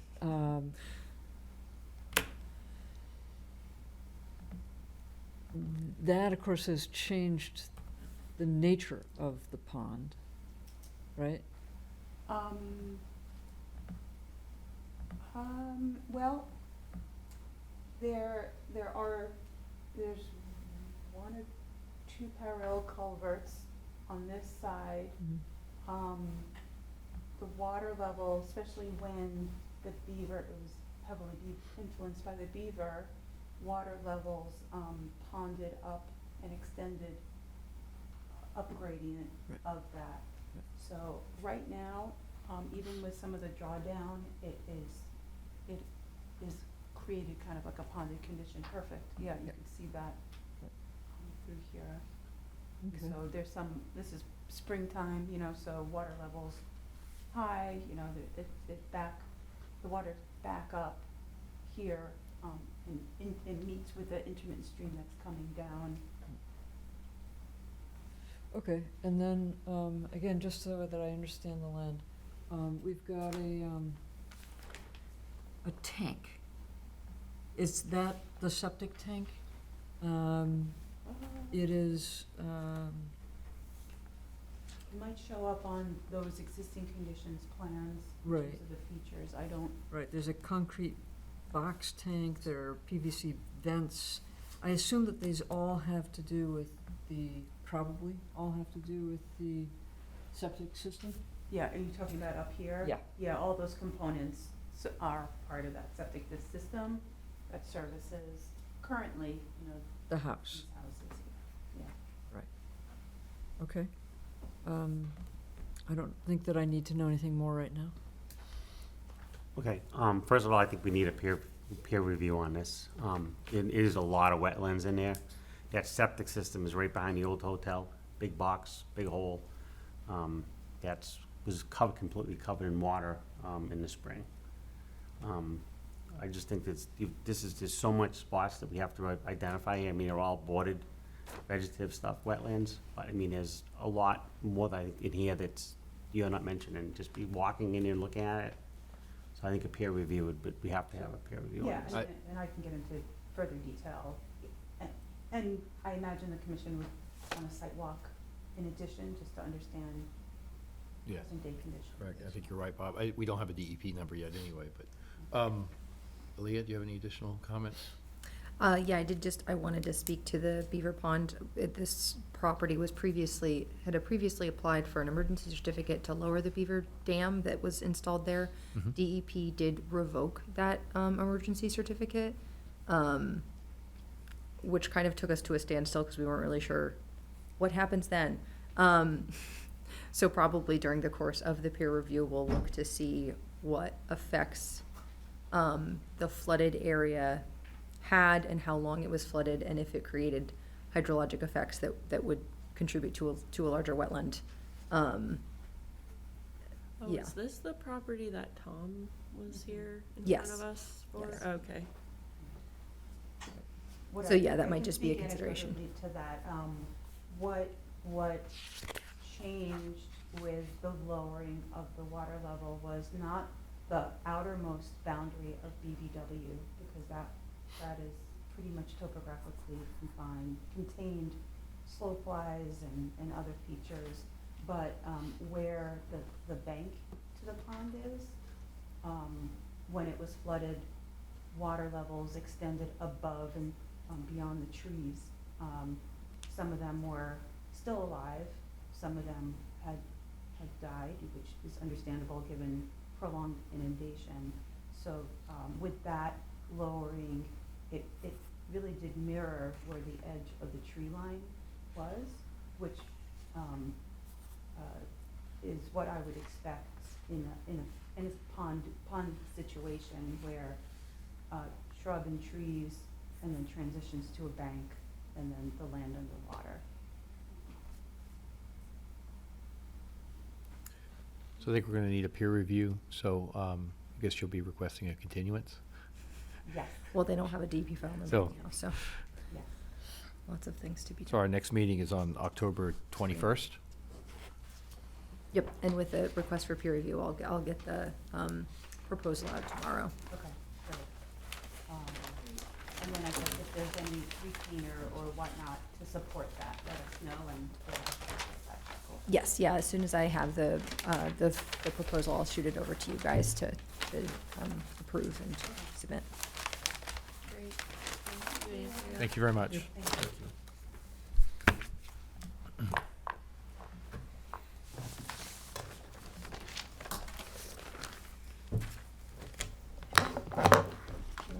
Close enough? We have a new public hearing. Notice is hereby given in accordance with the provisions of General Laws, Chapter 131, Section 40, in the Town of Shrewsbury Wetlands Bylaw and Regulation that Michael Rego, on behalf of Elm Development LLC, P.O. Box 423 Hudson, has filed a notice of intent for the construction of a single-family home and associated driveway, utility connections, and stormwater infrastructure at 457 Walnut Street. Good evening. Good evening. For the record, my name is Brandon Barry with Barry Design Consultants. I was the engineer of record on the project and here on behalf of Elm Development LLC and Michael Rego. As mentioned, we're here seeking an order of conditions for work within the 100-foot buffer to a bordering vegetated wetland in order to construct a single-family home on the subject parcel. Our project also required a variance from the Zoning Board of Appeals, which we've previously applied for and been approved on. And we have also, as part of this application, gone for a stormwater management permit that the engineering department has issued as well. Do you have the aerial exhibits? Yes. More the plan, so than anything. Present those. Our property, which we'll show on an aerial here quickly, is located on the northeasterly side of Walnut Street.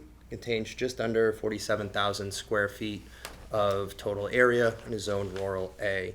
It's currently undeveloped, features some mature trees along the front and a large vegetated area to the rear.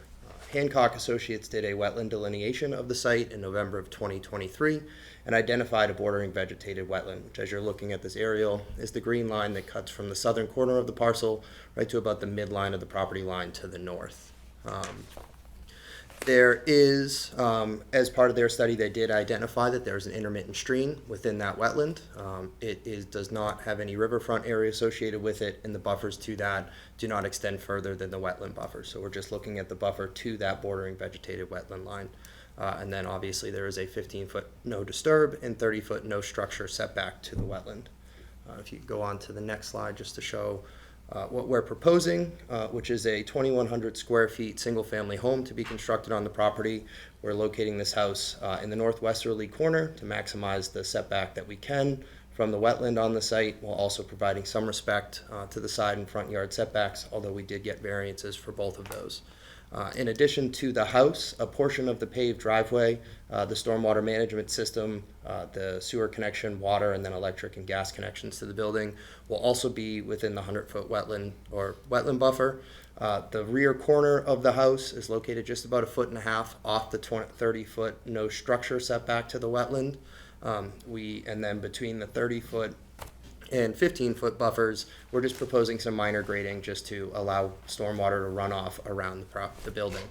We have no work proposed within the 15-foot no disturb buffer. And to ensure that, you can kind of see it, but it's a little muddled, but along the 15-foot buffer, you'll see a red line.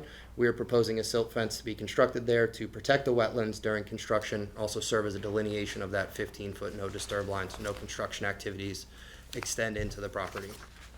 As I mentioned, we have proposed a stormwater management system, which has gone through the stormwater management permit review from the engineering department, and they have approved that. We were issued a DEP file number, and they did return with 2 comments for us. The first was in regard to how the wetland was delineated. At the time of our application submittal, we had not been provided the wetland report from the previous owner and their surveyor, but have since been provided that and sent that on to the commission and DEP as well. Their second comment was in regard to the stormwater management system that we are showing and calling out as an infiltration system, and questions relative to the separation of groundwater. We have not done testing in the location of the stormwater management system because that would be disturbing the buffer area. We didn't want to do that without permission to do so. So the plan was to confirm groundwater elevation prior to construction. Prior to, we looked at wells that have been installed in the surrounding properties and saw that groundwater is between 10 and 40 feet.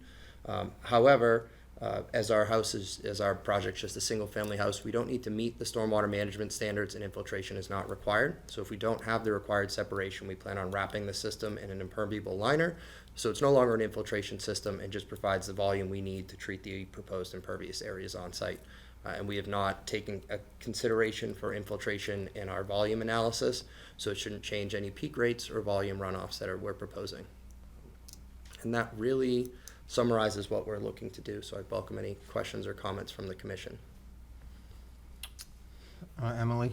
I guess comment for consideration would just be the installation of permanent markers along that edge of, what is it, The 15-foot no disturb? Yeah, the limit of disturbance there, because I could see how the wetland being quite extensive, there would be a kind of tendency for the homeowner to want to utilize that area.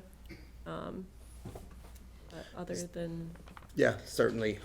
That's something I've dealt with in the past and talked to the applicant about prior to. And if we'd like to install, some sort of marker, I don't know if the commission has a standard marker type that you would utilize. We've used boulders before. Okay. That's what we've. Yep, just rather than a plain fence. boulders along that. Okay.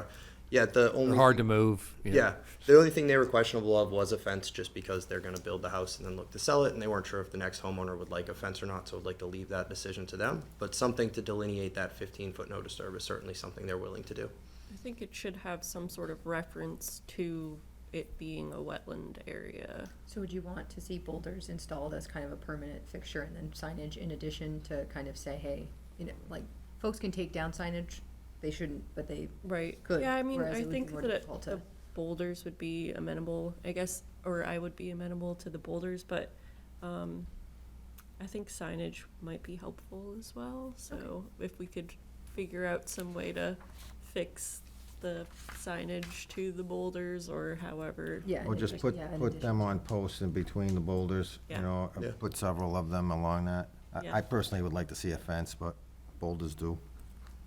I think some boulders along the wetland line, and then, a handful of signs in between them to kind of point out that these are not just boulders that were left here, these are serving a purpose as well. Just wetland delineation. Yep. Or 15-foot offset to the wetland, something like Well, if that. you'd rather have a fence, yeah, I think the boulders- homeowners were interested in the fence too.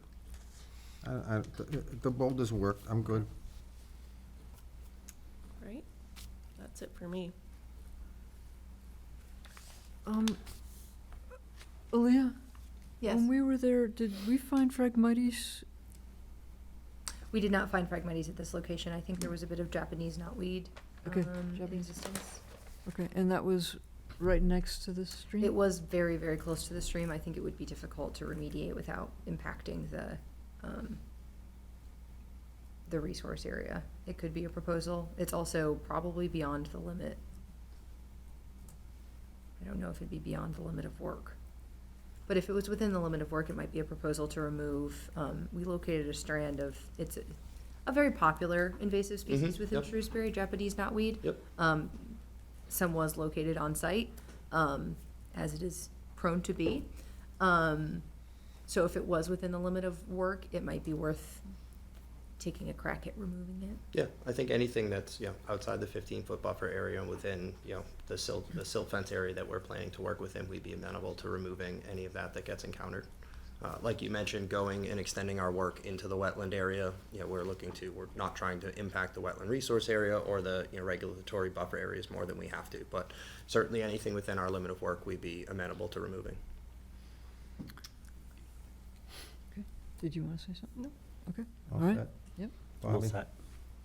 Chris? Is there any plans for a deck or a patio on this house? I didn't see it on the plan. Not that has been called out, that we will be exposing the foundation slightly at the back, so maybe just a small, to get down from a first floor elevation down, but not a substantial patio or deck at this point in time. Should be shown then. Yeah, it should be shown on the plan, and it should be, I assume it's gonna be on the left side of the house if you're Yes. looking from the front, because we have the 30-foot no disturb, Yep. or no structures buffer, so. So we'll need them to show that on the plan.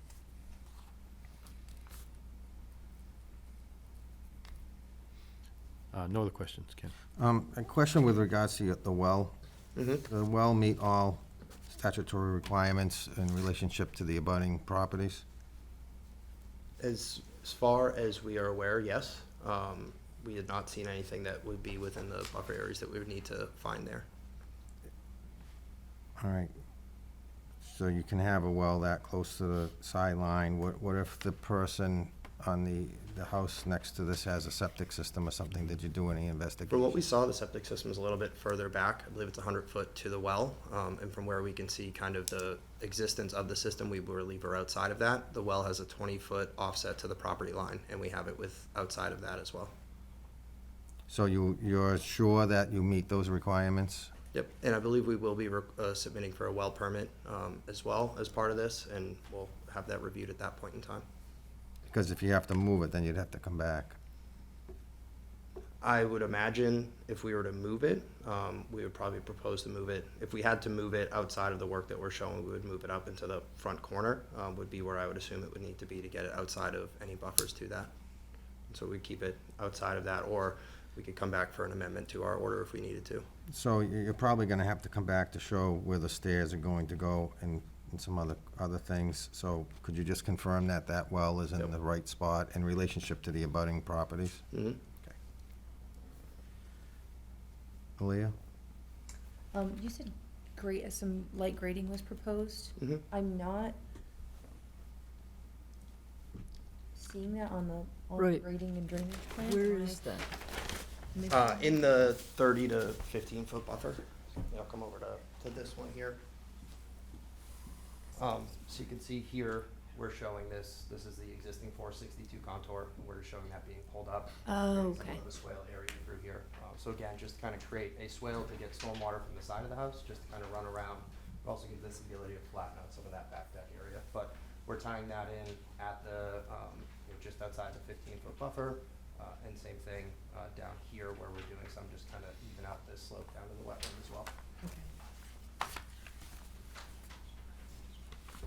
Yeah, because there's kind of an existing drop-off. Yep. We didn't venture too far in, because there's a beautiful line of poison ivy at the front, too, to Even deter. To deter us from adventuring very far. But we did notice that there seemed to be a pretty well defined small slope. I'm not sure if there was previous disturbance to the area, maybe, because it did seem like the trees had been maintained at the front, and then beyond the trees along the roadway, it looked like it had been cleared a long time ago Yep. and then revegetated itself. And I wasn't sure if grading had been part of that, or if that's just how nature has done so I far. think it's nothing that we've been a part of at this point in time. Okay, okay. And then I had a question about, do you know what the distance, is there a foundation drain proposed in addition to the stormwater system that outlets towards the wetland, or is that water all directed to the infiltration system? The pipes that we're showing is just for the roof drain. Okay. We were not accounting for a foundation drain that would be daylighting on the property at this point. Okay. Yeah, I would just, if a foundation drain would be needed, we would wanna see that it does maintain some distance from the wetland. Historically, we've seen that they'll be installed, outletting directly into the wetland. Mhm. That water isn't necessarily absolutely gross, but it's Yep. also random water that's going into a resource area and shouldn't be. Do you know what the distance to the pipe that is proposed is to the wetland? It looks- I believe, so that pad that we've added in response to the DEP's comments, which is about 3 by 3, is at the end of that pipe, and then that is about a foot offset from the buffer area. So the end of that pipe is about 4 to 5 feet from the 15-foot no disturb line. Okay, so approximately 20 feet. And do you know, will that be at grade? Will it be necessary to install riprap or anything to? We are doing it was coming out at grade. We are doing a small riprap pad there. It's a pretty low flow coming out of that pipe, but just given the proximity to the no disturb area, we are showing a pad, small riprap pad there. Okay.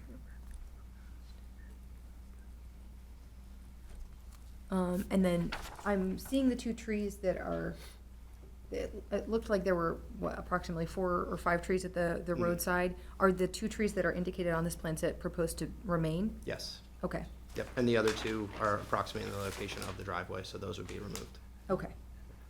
I would recommend a special condition to the commission, that something be installed to protect those trees during the course of construction, just to make sure that they're not compacted or, whacked into by any machinery. So when you come back and you make a note on the plans to show that those trees will be showing some tree protection around those 2 trees, fencing of some sort or whatever you propose. Perhaps, yeah.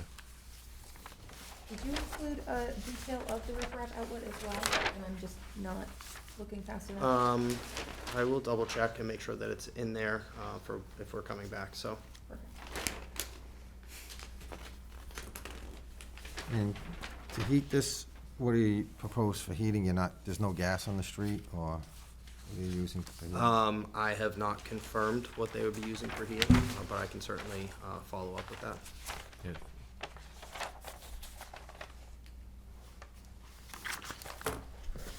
We might look to, it might be good to have the boulder line, detailed on the plan as well. Obviously, it'll be along the 15, so there'll be a boatload of things going Yep. on there. Mhm. If it's difficult to install a 3rd line of things on that line. Yep. maybe just a note somewhere that says, Yep. hey, we're gonna install boulders. Might show a couple Um, just to kind of show it, and then, call out, in the call out, kind of describe what's happening there. Yes. I think you should, I think that's a good idea. Show it right on that, However many. that 15-foot line. Show boulders stretched Yep. out so many feet apart Mhm. and with signs in between Yep. saying the wetlands do not disturb.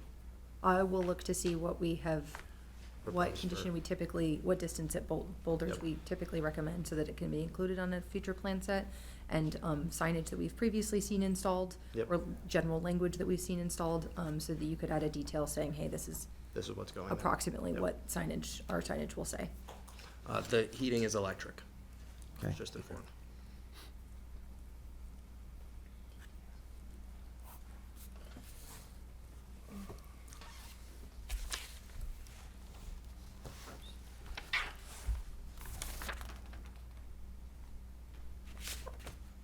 Is that the underground utilities coming in there, or is it above ground for the electric? It'll be underground.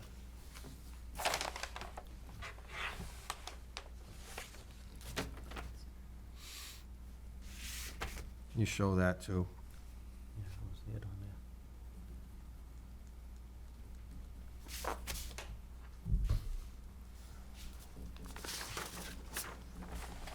You can show that on the plans as well. Good, thank you.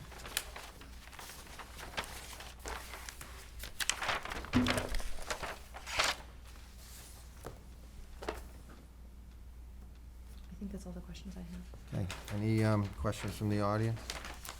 Any other questions from the commission? Okay, so would you like to ask for a continuance? Yeah, so that we can make the plan changes, including showing the stairs, confirm the well location, the boulders and sign delineating the outside, and the electric connection. We would request a continuance. And I would say if you have any special landscaping that you're going to be doing, you should show that, or at least have a table of that and where it's going to go. The more you show on the plan, the better off we all are. And if you plan on selling it, the better off the person buying it is too. Mhm. You just don't want to have any issues. Okay, we'll see you next month. Thank you. Thank you.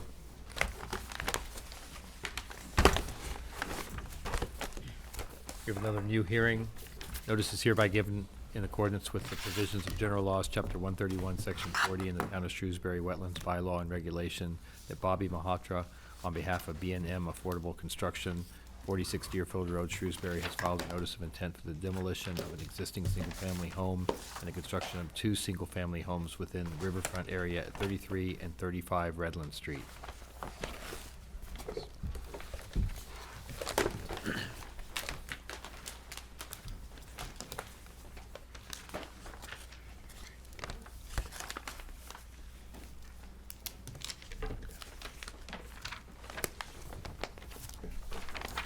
All right, good evening, Mr. Chairman and members of the commission. I'm Eric Martell, and this is Mike Scott, as you probably know, and we're with Land Design Collaborative, representing Mr. Malhotra for the work, the NOI filing at 33 and 35 Redland Street. I did email Aaliyah a couple updated plans, just for easier viewing purposes, so once she Yes, has, let me if you want to pull up grab this 101 first, I'll let those. Mike give a quick overview of that.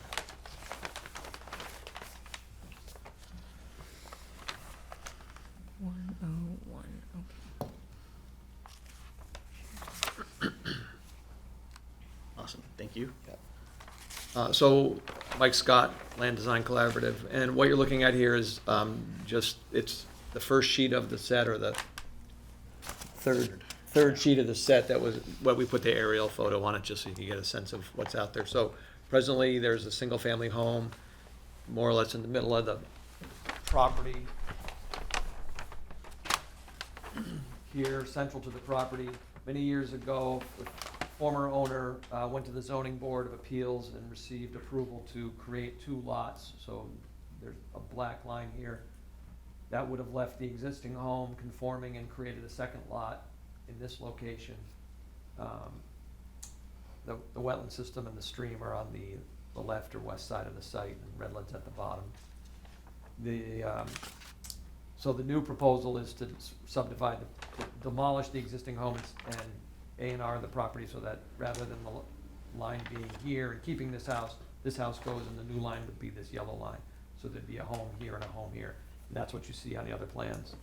But while I'm up here, the brook forms the western side of the property. The street, of course, is the front. There's a single driveway entrance today, which Eric will elaborate on further when we get into the design. Joe Bellino, formerly of DEP, delineated the wetlands and the bank. They were survey located by Jarvis Survey. And you have the 15 and 30-foot and 100-foot buffers to the wetland in red, and then you have in cyan, you have 100 and 200-foot riverfront. So as you can see, most of the site is within the 200-foot. Presently, there's disturbance up into this part of the site, and as you'll see in the proposed plan, the intent is to restore this portion of the inner 100 as part of the project. If you can go to the second sheet that we sent. I'll let Eric talk about the proposal. All right, so this one is also color-coded. I'll get to that in a minute. But the proposal is 2 single-family homes. That staircase that you see will be like a walk down into the 2 houses, we believe. We put the architecturals on it, so that's a little bit to be determined what's going to happen there. The property line kind of goes to the center of that, so the 2 single-family homes are on their own lots. The name of the brook was South Meadowbrook. I don't know if Mike mentioned that. And yeah, that goes where he is. So just to cover the alterations, the proposed alteration for the riverfront, this is on that WPEA form. We have 13,685 square feet of existing alterations. The total proposed alteration will be 3,977 new square feet. We are proposing a common driveway, which we're going to get a special permit for. The reason being is the slope as you kind of approach that southern side of the lot. It's pretty steep. We'd be doing additional work in the riverfront area, so we want to avoid that. And then we would also have to clear additional trees there. So in order to avoid that, we took the approach for the common driveway to access the lot where there is the driveway today. To avoid any other extra disturbance. If you zoom out just a little bit, I can explain sort of the color coding and how we arrived at why we did get the file number today. DEP asked a few questions, and one of them was related to the how this meets the performance standards for the restoration. So I just want to kind of run through that because that's, I think, the substance of the whole filing. So what you're looking at is, we break down here on the new lots the total disturbance, and we're showing the restoration in the green we call it the green grass symbol, which are these 2 symbols. That's explained at the bottom. The total is over 4,000 square feet of restoration. That includes some areas in back. On the left side and the front of the home. And on the planting plan, which is part of the full set, you'll see that we've selected appropriate plant material, restoration seed mix, and shrubs and trees for those portions of the property. And then we've got the total impervious broken down. That's the red. And again, you'll see that there's a nominal change, but it's all essentially towards the away from the riverfront. So we're reducing the extent of encroachment into that inner 100, which is the cyan line. And as you can see, the largest green spot on here is that restoration. This is also a restoration area. We wanted to give them a little front yard. This is the existing house that's coming out, and the 2 black boxes are the houses going in. So we at least trying to utilize the area where the house is today to be a bit of a front yard because the driveway's at the rear, and obviously we're trying to stay rather than push the yards to the side or try to create any new impact to this portion of the site, which is entirely within the 100. even though it's flat, because once you get up onto the property, pretty much from the top of bank, which is here, which is a good distance from the house, despite the fact that that's flat, where there's no proposal to take any of the trees down. So we're looking at having a yard here, so at least there's some semblance of privacy. The slope itself is somewhat wooded, and there's some usability on the property. But again, the tables break down that the necessary or even greater than necessary 2-to-1 restoration occurs as a result of this plan, and all work is farther from the riverfront and even the wetland than is the case today. And then just for the number purposes, the proposed impact within the riverfront for the two lots was 1,846 square feet. And then the proposed restoration is 4,070 square feet, so it was about 2.2 to 1. And then to cover what Mike was saying about some of the vegetation that's going to be proposed in those two restoration areas, we are proposing some silky dogwoods, some witch hazel, winterberries, high bush blueberries. The seed mixes will be a ryegrass. The restoration.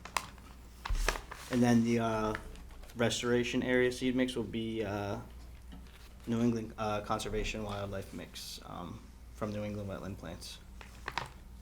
And then along with the site plan here, we have we propose 2 stormwater infiltration systems. Those are both subsurface to comply with the town regs. And then we got currently today there's an overhead, they're served by overhead power. We got a comment that they want to put it subsurface, so we'll be looking to do that. We're not sure if it's going to be served by gas at this moment, and then we have gas and sewer, water and sewer, sorry. The site's presently on septic. The septic's on the left side of the house. So the septic system's somewhere in this vicinity. We didn't want to soil test over here because we were afraid we were going to hit it. This house is presently occupied. It's been rented for several years. So when we soil tested, we tested to the rear. And this is an exhibit just kind of trying to break the areas down. The plans do show all the details, the grading, and the utilities and whatnot. But when we tested around the house where we could without completely destroying the driveway, or in the event that this didn't move forward, that we wouldn't disrupt the existing tenants' ability to use the home. But we believe the septic is in this area, which means it would be coming out of the riverfront as part of the project. And the gap in the tree is where the utilities are going out to the street, so pushing those to the, actually the sewer and water connections will be outside the riverfront area.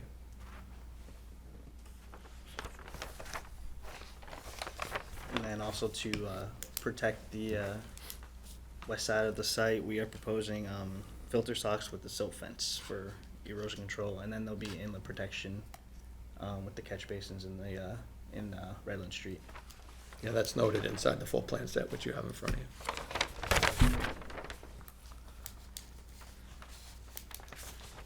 Is that it? Yes. Emily? Okay, I have a few questions. So these lots were recently created, No, this lot's been here that house is ancient. like when was the subdivision? Well, it hasn't been divided. So if I back up, and this is some of the history of the lot. There's a single lot, the town shows it as 2 parcels. The town refers to the 2 parcels as 33 and 35. And Would you they like show, the other picture put on the screen? You want the other exhibit? Oh, actually, yeah, if you go to the aerial, it might, yeah. Thank you. Okay, yeah. So it's all one parcel as the town, by deed and plan.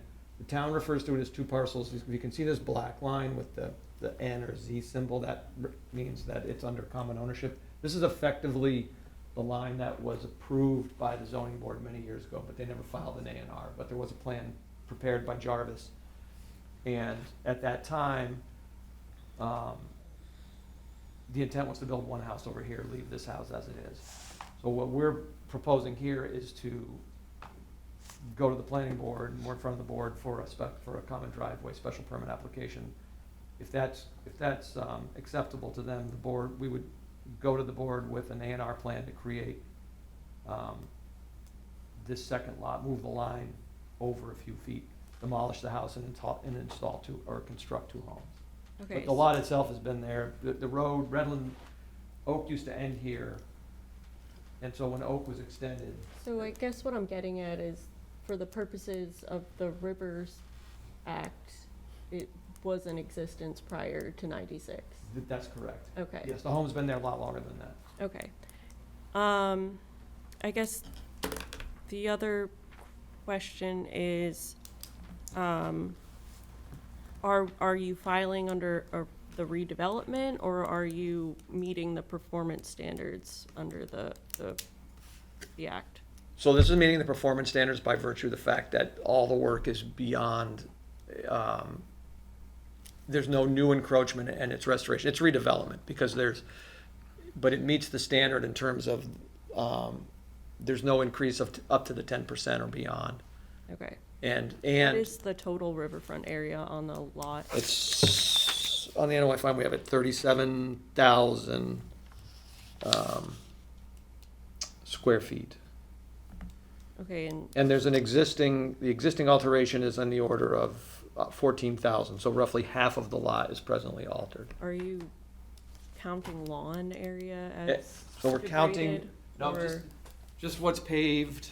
So we've got the driveway, we've got the building, and then this is all a gravel parking area on the back and on the rear of the site, and including the paved driveway.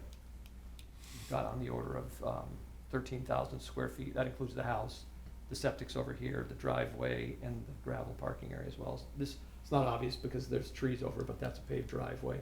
So you've got, and you can see the paved driveway in here. And then, of course, this area is wooded right now, so we're not counting that.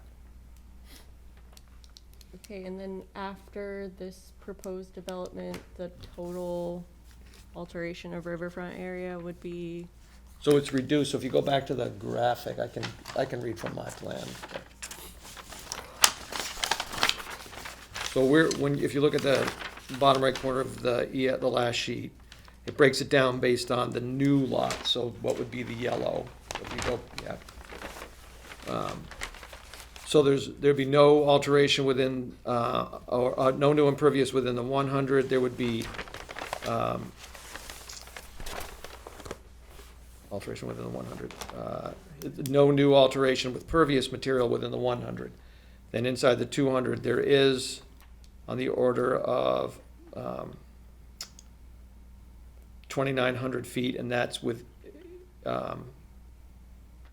inside the 200 foot is impervious, so about 2,900 feet, and then within the 200 with new pervious materials about 900 square feet. But again, then we get to the restoration, so we are removing several hundred square feet, 165 square feet rather, within the 100 on lot 2, which is the lot to the left or west, and then there's removal of impervious material within the 200 is on the order of 1,900 square feet. So when you get to the bottom, on lot 1 and lot 2, you can see that there's a net increase on lot 1, and there's a net decrease on lot 2, which is the lot closer to the stream. So what was the total figure, the 2,900 plus? The total, it is 3,900, so it is So it is exceeding 10%. total, but yes, but when you look at the existing, it's at 13,000, so it's a reduction of, 60%, and the restoration is in excess of the impact. But as it would sit, it would be 3,900, even with the restoration component. So it doesn't meet the all right, I'm gonna have to go through the numbers again because. performance standard.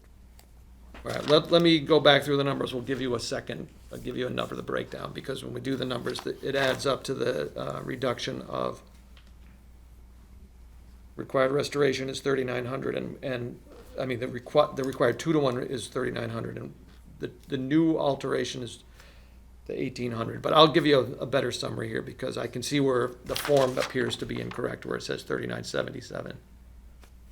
And then out of curiosity, because the portal doesn't show their comments, but Yeah. what was seemed like they were asking about how it met the performance standard? Yeah, they asked for this breakdown, so we'll have to, I thought we had it here and it was clear, but I'll have to re-summarize it. Because it does appear from the form that if this number 3977 is correct, which we are showing inside on the left, if that's correct, that we would have to shrink it a little bit. Right. But yeah, when I went through this before, I don't believe that, so I have a feeling we reported it incorrectly. But I will check. So it would need to be revised if those are the correct figures, or we need to know the correct figures. Yeah, and again, this is all pre-96 development. I know we're talking about changing a lot line that's there, but. But you still can't exceed the 10% of total degraded, isn't that? Yeah, let me go through it. Let me go back through it, because we're reducing the total degrade is the point. Right. So we're going from 14,000 to 3,000, so it's a reduction of, 60%, and we are providing that 2-to-1 where we are increasing. I think, either like a narrative Yeah, we can do that. demonstrating We can do that. compliance with the performance standards would be helpful. Sure.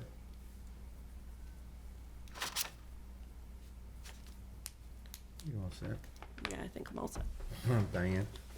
Yeah, you have the septic system on the west side, which is closer to the riverfront area? The existing septic is on this side, Ah. but the new sewer is gonna go out the other side. Oh, it's gonna be Yeah, the sewer. septic's going away, yes. Septic's going away. Yeah, sewer, this is the cut in the tree line to get out to the street for water and sewer. Okay. Yeah, septic's over here, which is why we didn't want to test, because we didn't want to disrupt that. Okay, that's great. That answers that question. Thank you. Bobby? I have no questions. So you're gonna come back to us and show all. Yeah, we'll break down it with a narrative, And how the numbers work. What Emily's asking for, you'll show all the utilities, where the utilities are going to be coming in, it's on a different sheet? Yeah, it's on a separate sheet. Yeah, we do show the water sewer connections. We had originally, as Eric was saying, we originally thought that the power could remain overhead, but Celco wants it underground. So we'll have to change that on the plan. Can you also show some sort of delineation, or stone or boulders or something within that limit of disturbance line to memorialize that? Yep. You can put a fence, but come back and show something on the plan. Yep. Limit of work line, so that they don't go beyond that later on, because that is riverfront and that is protected space. Yep. And then if these homes are square boxes or rectangles, and they're not gonna have any stairs or have anything coming off of them, they're just, So they're gonna have to design the houses to fit within the footprints. So we don't have architecturals yet. So the idea was to show a box that would fit by zoning and not encroach into the riverfront area. So this would be the maximum footprint of any home. so then when you construct the home, you'd have to come back to us with that, We could file a construction plan when that comes. or come back to us and show us what that Sure. fits Yeah. into this Yep. box? Yep. As long as you meet all the other criteria within the river. You're saying including a deck or patio, it would fit inside that box? Well, we show all the impervious areas, so there wouldn't be any kind of or non-permeable patio. In terms of a deck, if that were to stick out, I would consider that porous and not impervious coverage. We just wanna see all Oh, that. okay, 'cause architectural. What happens when you come back, when they go to build the house, or you saw this, and somebody builds the house, they put a deck, they put a stairs, they put all kinds of different things. Sure. We just need to see all this stuff on the plan, or you need to come back to us and show us that. Yeah, we have to come back with the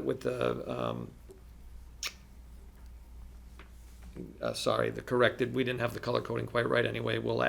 We noticed we didn't have all the detail sheet wasn't included, so we'll add the silt fence, all the other details, the planting details. You say there is a DEP number today? Yes, it came But today. It doesn't show, there's like a lag time in our portal. Yeah, they emailed it to us this afternoon, around 1 o'clock or so. And they had the question about the performance standard, so we'll break that down. That was your question. So Joe Bellino did the wetland delineation. Did he include a report? of Yes, that? we emailed that later on, yeah, he did. Okay. Yeah, so that was I think that was included in today. It was earlier, but I forgot to include it the first time, but we did email it, and we emailed you the certificates of mailing, I think. I So you have will a hard make copy sure that if that's you been uploaded if it's not shared in the drive. Yeah, he delineated the edge of the stream and the BVW. So yeah, one of DEP's comments was related to top of bank having been delineated instead of mean annual high water line. So it would be either a question for Joe. I might want to get out there too, just to check it out, see. Okay. And it's not mentioned, but there's floodplain on this, but it's so far down, the zone A is, Is it it's a zone AE, it's so low that the site is. Do you know the flood It's elevation? 384. 384. We included the FEMA map in the application, but yeah, and the site is far higher than that. It's fairly consistent with the wetland, if I remember correctly, Yeah, it's pretty Well, fun. so- which makes sense. It's Chris? pretty, I'm all set. okay. Aaliyah? So there seems to be an existing kind of edge of yard with a existing fence now, and then a pretty significant slope. What is the revegetated areas proposed within that existing yard area? Yeah, over here to the behind the house, if you want to call it, or left, correct. Okay. Yeah, so we were giving them about 10 feet of side yard, and that's why we were trying to keep the front yard where the existing house is, so at least they have some flat, I mean, this is all flat, but other than this, it hadn't been previously cleared, so we were trying to utilize the area that had been cleared, although we were calling for restoration. It's self-serving, it meets the standard of helping to provide restoration, but it also creates a little more buffer to the street, so that, you know, they have a front yard, but they're not right in the street, if you will.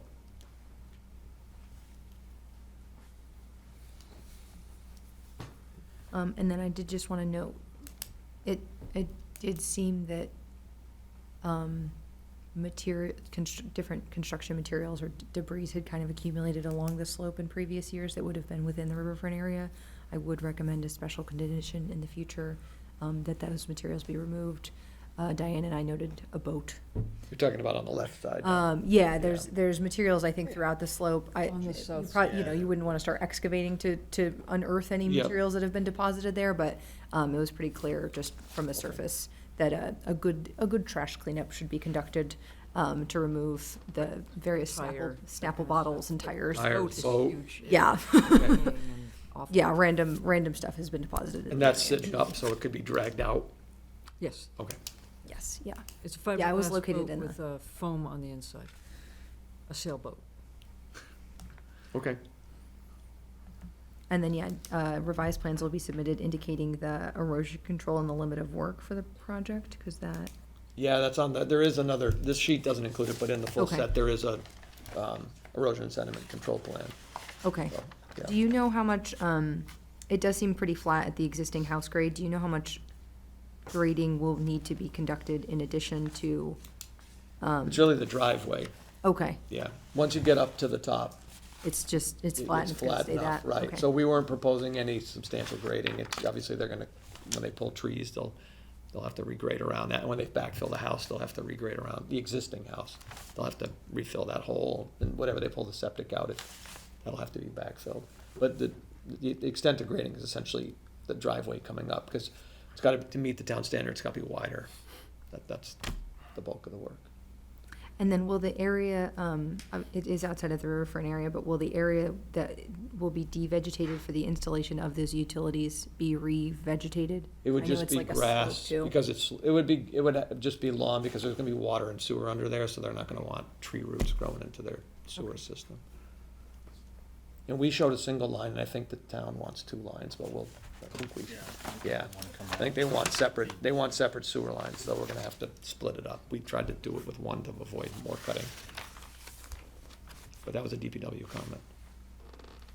So we'll address all those things. And again, we have a planning board meeting on October 2nd, so we may have other changes that we need to make, but we'll try to get everything back and answer the breakdown, because I fumbled through it pretty good. We'll try to, I had it in my head, everything worked. We even looked at it at the office, but I can see the obvious when I look at that final number. So we'll get you that answer. Great. Okay. Yeah. Perfect. All right, so any questions from the audience? So I guess we'll see you next month. Yep. All right, thank you. You said the 21st?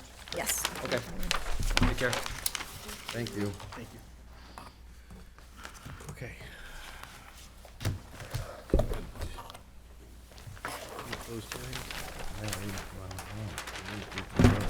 Sorry, my brain is, okay.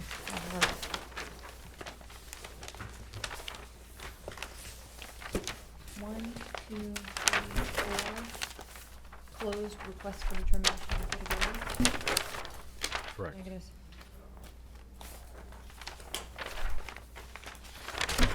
One, two, three.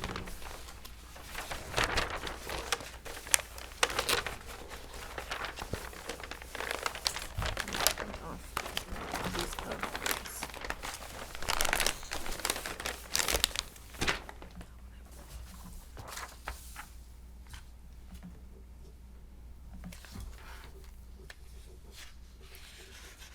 I only give you three. Yeah, you only give me 3. I don't have another one. I'm gonna go print one really quick. Okay, all right.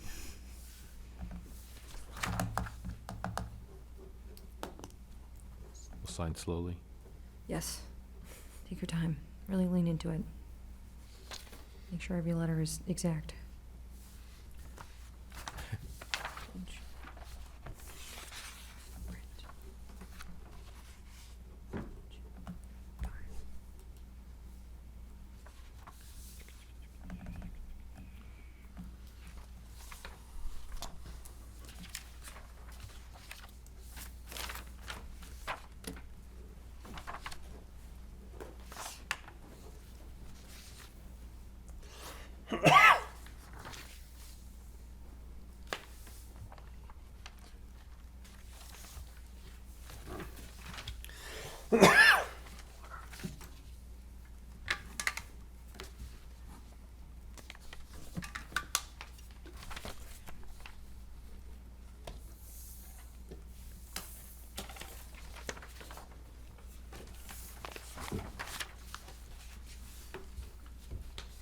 We should wait for Aaliyah, correct? Yes, we should. Absolutely.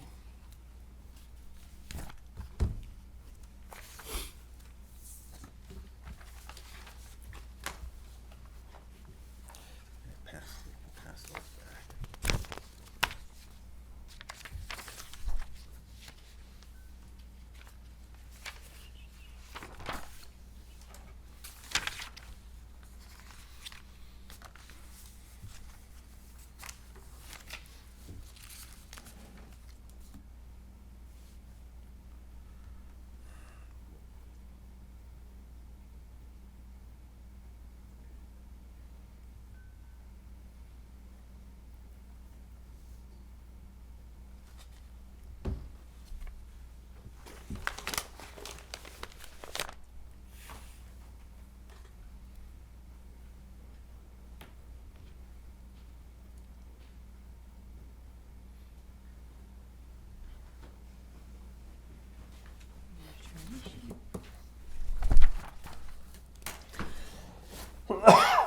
And then for orders, I have, Did we issue any? So we closed 2 hearings.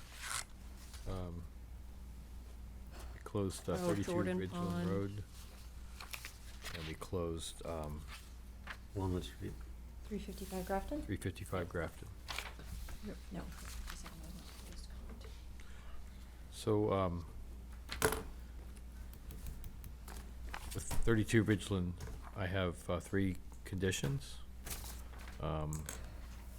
So, we had a tree protection installed around the base. We had, once the final design is determined regarding alternatives to asphalt, that the commission be apprised, and that no vegetation be removed with, for the installation of erosion control.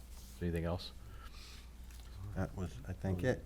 Mr. Chairman, I make a motion that we issue an order of conditions with the condition that tree protections be installed around the base of the trees that are remaining. Once the final design is determined regarding the alternatives to asphalt, that the commission be apprised, and that no vegetation be removed in order to install the erosion control. Second. Is there a second? All in favor? Aye. Aye. Okay. And then with respect to 355 Grafton Street, had two conditions that I wrote down: the fence be shifted and not to be constructed of pressure-treated lumber, and that the play structure be removed. It's only two conditions I'd written down. Correct. Yep. Mr. Chairman, I make a motion that we issue an order of conditions with the fence being shifted and not be constructed of pressure-treated lumber, and that the play structure that's currently on the site be removed. Second. I'm sorry, I had one additional, Oh, you did, sorry. condition for consideration. The mitigation area be monitored. Yeah. For a 2-year period? 2-year period. Okay. Mr. Chairman, I make a motion that we issue an order of conditions with the fence being shifted and not being constructed of pressure-treated lumber, that the play structure be removed, and that the mitigation area be monitored for a period of 2 years. Is there a Second. All right, all in favor? Aye. Aye. Passes. All right. On to any updates? Yes, updates. Where are they? Or prior to updates, we'll go through discussing and signing certificates of compliance really quickly. I have two certificates of compliance, or I have one certificate of compliance to recommend tonight. What the other? Sorry, my brain. I would recommend the signing of the certificate of compliance for 285-1773 for 223 Hartford Turnpike. This was a proposal to construct infrastructure at 223 Hartford Turnpike. They're currently in front of us for an ANRAD, probably to do something else. So this construction was not completed, so it would be an invalid certificate. And then the secondary or certificate of compliance, I would not recommend issuing tonight. This was for the construction of, or the reconstruction of a retaining wall at 143 North Quinsigamond Avenue. They are close to having all of the materials to me, but they have not submitted their as-built plans associated with the project. Okay. So I would recommend continuing that to October. Okay. I make a motion that we issue a certificate of compliance for DEP file number 2851773, 223 Hartford Turnpike, as an invalid order. Is there a second? Second. All in favor? Aye. Aye.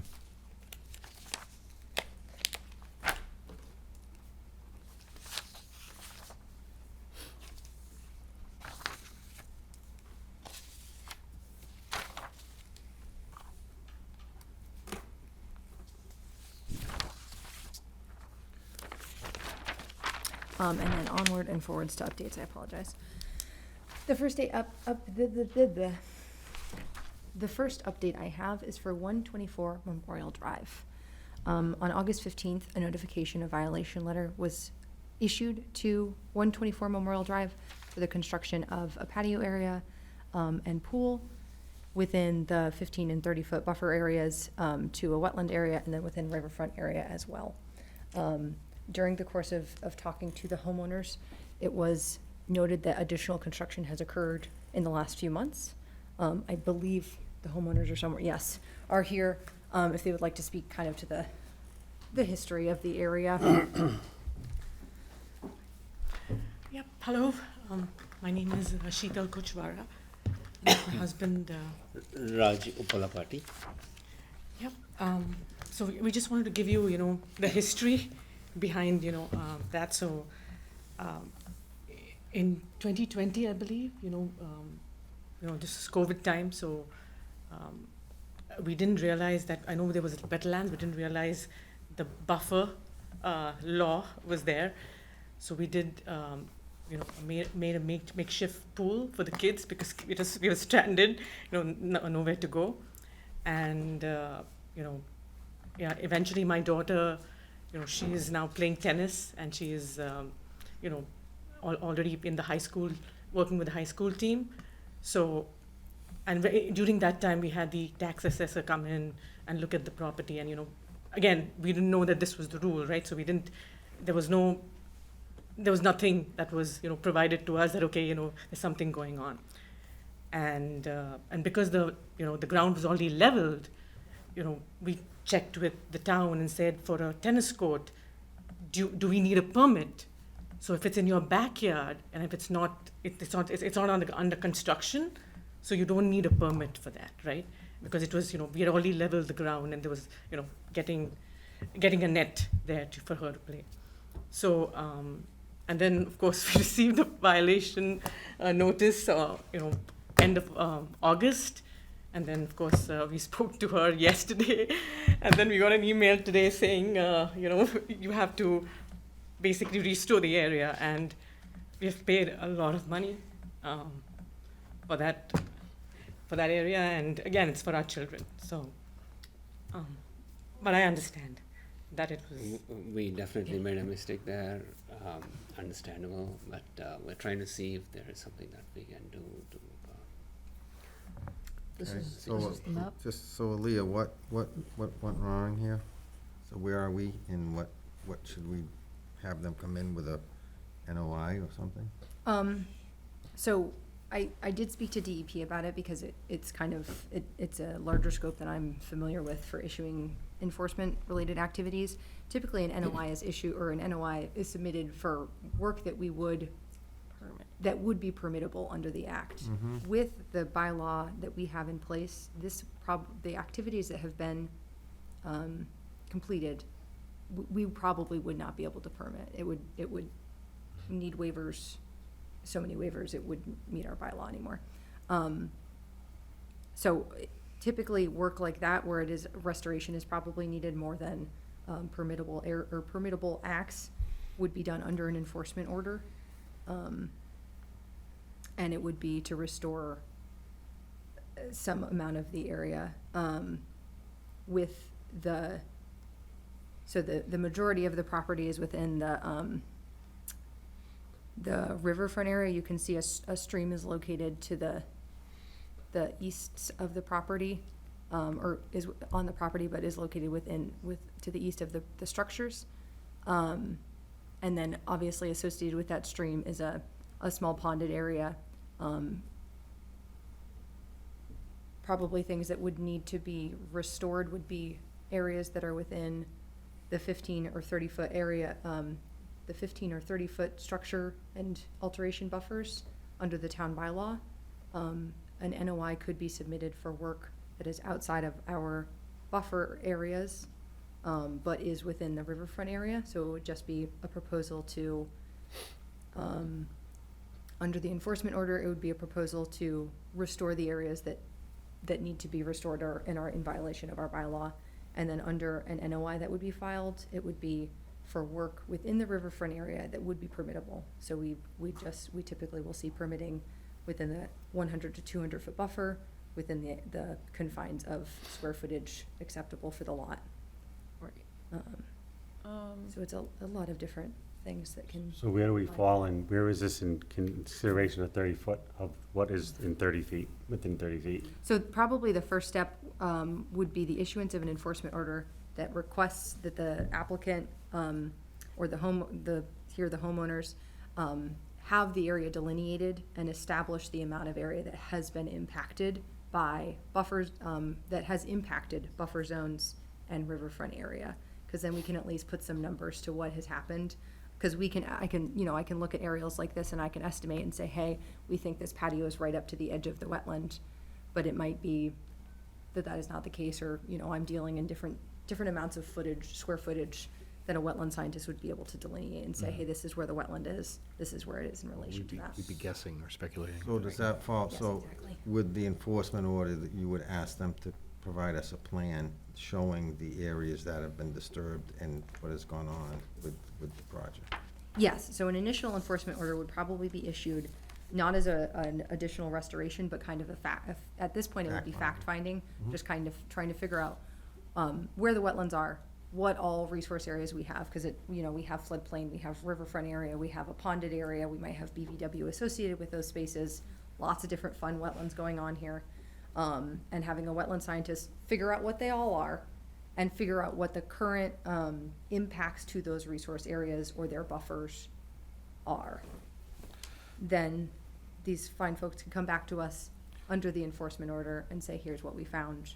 This is How we plan to restore. how we plan to restore So and you, permit. you understand you're gonna have to hire an engineer or a consultant or something to do this work.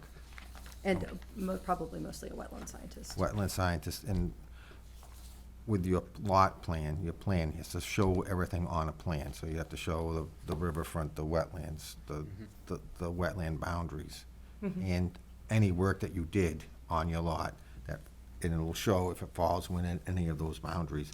And then once we can see that, we all can look at that and then go to the next step and see what we need to do any corrective measures. So that's the first thing. So let's see what we got. Okay. And then come back to us, we'll take a look and see what we can do within the bylaw. There's a lot of things here that are happening, but let's see what it is before we jump to any conclusions and what we can do. Fair enough? Is that okay? Yeah. Okay. So I will, I do have an enforcement order here that can be signed this evening. Do we motion to issue an enforcement order? Yeah, we can issue the enforcement order. Mr. Chairman, I make a motion that we issue an enforcement order at 125 Memorial Drive. 124. 124, I'm sorry, Memorial Second. Drive. All in favor? Aye. Aye. So just, you can, if you have any questions, reach out to Aaliyah. Okay. She'll guide you through, give you some things that you need to do. You need, like I say, come up with a wetland scientist and a plan, come back to us, and we'll discuss it again. Okay. Sure. Thank you. Sounds good. Thank you. Okay? Thank you. Our next update is related to 31 Powell Drive. We permitted not the construction, we permitted restoration of the rear yard and natural fencing sometime last year. They have installed a lot of the materials that as required. Sorry, I'm trying to get to my photos in a timely manner, and this is not where they are living. Where are they? Good gravy. Updates. 31 Powell Drive. Okay, so they have stabilized the area as Share it. required under the order of conditions that was issued. They are finding that the native fence or the natural fence, which was just a line of arborvitae basically, is not doing so hot. I did recommend that the applicant reach out to the source of their trees and get their money back, because a lot of these trees have died. The applicant was asking if they, instead of the line of arborvitaes, could install a vinyl fence along the edge that they have kind of established, because at this point, the arborvitaes have died and are not, the purpose for installing the fence at the time of issuing an order of conditions was so that his children could be contained within the yard, and any toys that they had would not go bouncing into the wetland forever to be trash there. At this point in time, even if the arborvitaes have lived and do grow, by the time they are big enough to be a fence, the children will not be children anymore. And they're currently being, as you can see, overrun. The little dead thing in the middle is the arborvitae. It's currently being overrun by native vegetation. And I think it's probably not doing the lovely fence things that the homeowner was proposing to do. Otherwise, he is pretty much done with his order of conditions. It was kind of to regrade some of the rear yard and establish a native area where he had disturbed. So the native area has been established. You can see in the background of the photo, all of the vegetation back there is stuff that he has planted or that has grown up, and it's just kind of a meadowy area. I did look at some of the species. They were annuals that will seed themselves, but they are native species, so it's doing what it's supposed to be doing. It is a wilded area. But yeah, you can see a lot of the arborvitaes, even in the rear yard, have met their ends. It was a drought this year. Yes, yeah, and so it, and these ones, the ones more adjacent to the edge of the wetland, you'd think they would be getting enough water, and they still were not. So, yeah, he's trying to kind of establish, I think the intent at the time of issuing an order of conditions was to harmonize with the nature that is within his backyard. I don't think that's There the was a vibe of reason this. why we didn't allow him to put the fence up. Right, I remember. There was a reason why we didn't we told them we couldn't put a fence up, and we wanted arborvitae. I might have been the proximity to the wetland. I think there was definitely a reason why we asked them to do that. And I know. We didn't set up a monitoring period for the arborvitae, did we? No, I we wouldn't did think we not, would have. no.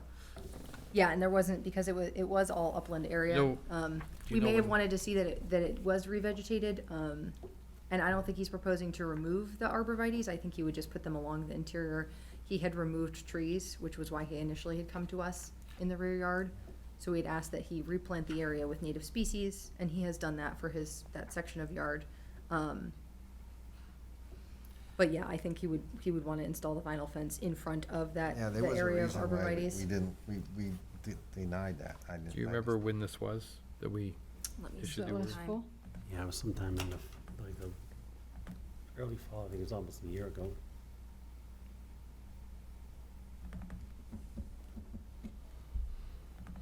It looks like the order was issued in August of 2024. Oh, here we go. It's good. 20 trees were cut. Oh, there was trees that were cut down? Lots. And, yeah, 20 trees were cut down. I didn't write down specifically why we didn't like the idea of a vinyl fence, but I do remember it as well as Kenny. Or whatever the. This was supposed to be a restoration plan. That's what yeah. We plant things and not. We did talk about the option of a tree besides the arborvitae, because I don't think any of us were crazy about the arborvitae. No, yeah, I think the arborvitaes had been kind of the fence substitute in addition to native species being planted. Yeah. It is so densely vegetated surrounding the the proposal had been to install native species behind the arborvitae, so that he would have kind of, the wild area would be in the wild area and the lawn area would be in the lawn area. I don't know if I would be able to tell if species had been installed, the native species that had been proposed had been installed, because it is so dense within that vegetation area. I'm not in favor of a vinyl fence. Yeah, maybe he just replants some other type of shrub or something in its place that would grow in this climate. I mean, it's dry. I mean, doesn't. What about like a split, like wood rail fence? The intent that he had expressed to Leah was that they were trying to keep balls and things from getting in the. Oh, But yeah. all that vegetation is gonna It's keep gonna it from prevent going. that, yeah, I know, I agree. As thick as that is, it's not gonna go into the wetland. Neither It's only are the going kids, to so the kids would have to be to the brush. bushwhacking their way I through mean, that stuff. he's offered to spend some money to put a fence up, but why don't he spend a little bit of money and put some type of other shrub in the area of the arborvitaes that would grow in this dry.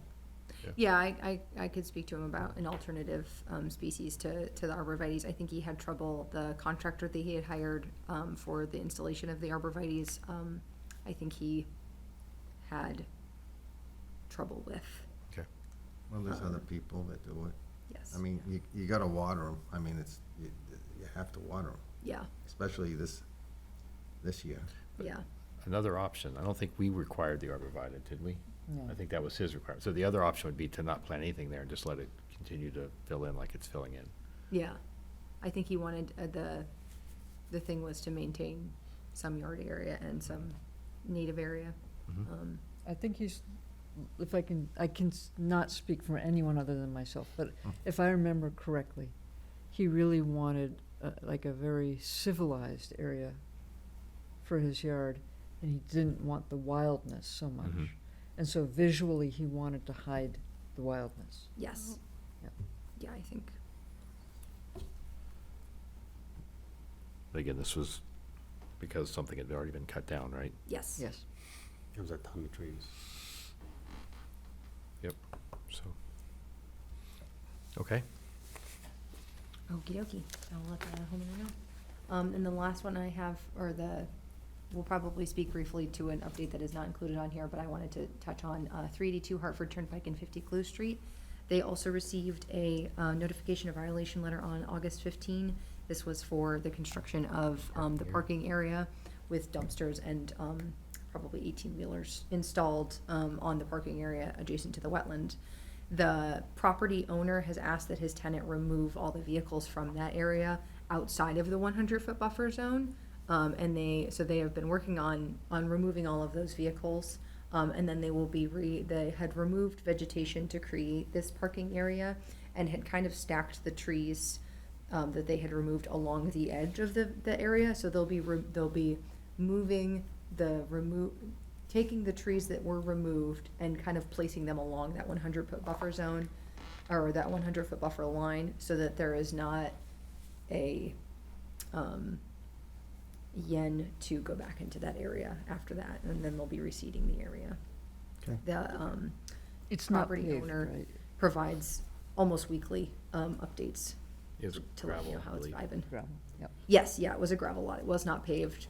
I think they'll be removing a lot of that gravel as well, because I'm sure it's valuable gravel. Okay. And then our unnamed update is 101 North Quinsigamond Avenue.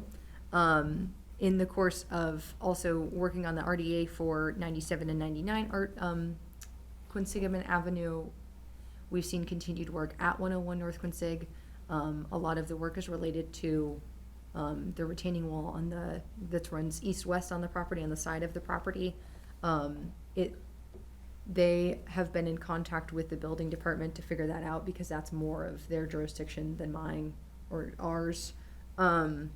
And so they've been working to figure that out. It sounds like a cease and desist was issued for the construction of the retaining wall along the side. And I'm not sure if that has been followed through the building department. If it has been followed, it sounds like they started work on the retaining wall along the waterway, because that does not require a building permit.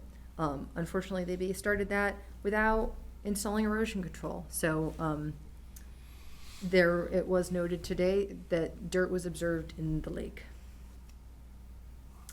So I will probably be issuing another notification of violation letter to 101 North Quinsigamond for getting dirt in the resource area. And it's not been raining, so. Yeah, are we No. up to the point of, are we finding at this point? We had started finding this property, and then we had seen some action to recourse, and then now we're kind of seeing, we have the straight and narrow, we've kind of left the straight and narrow, so So it's, maybe finding again? yes, we'll probably start finding again. Have they done anything with I know they're losing dirt, but have they done anything between that gap to fix it yet? Is that what they're doing to get the dirt in the lake? Fixing the gap between the two walls is Right. obvious. Is that where it's happening? I'm not sure if the abutter can speak more to that, or if she would like to stop Anna, speaking do you to have, that. Ann, do you have anything you'd like to say? You need to come up And to the then mic. it's under from 90. You need to come up to the mic, Ann, I have sorry. outside voice, but I'll come right up, yeah. 90, Ann Zedek Sumner, 9799 North Quinsigamond Ave. The waterfront wall was under construction this morning during the day, and so I believe there are some people going down tomorrow. I didn't know if you were included in that.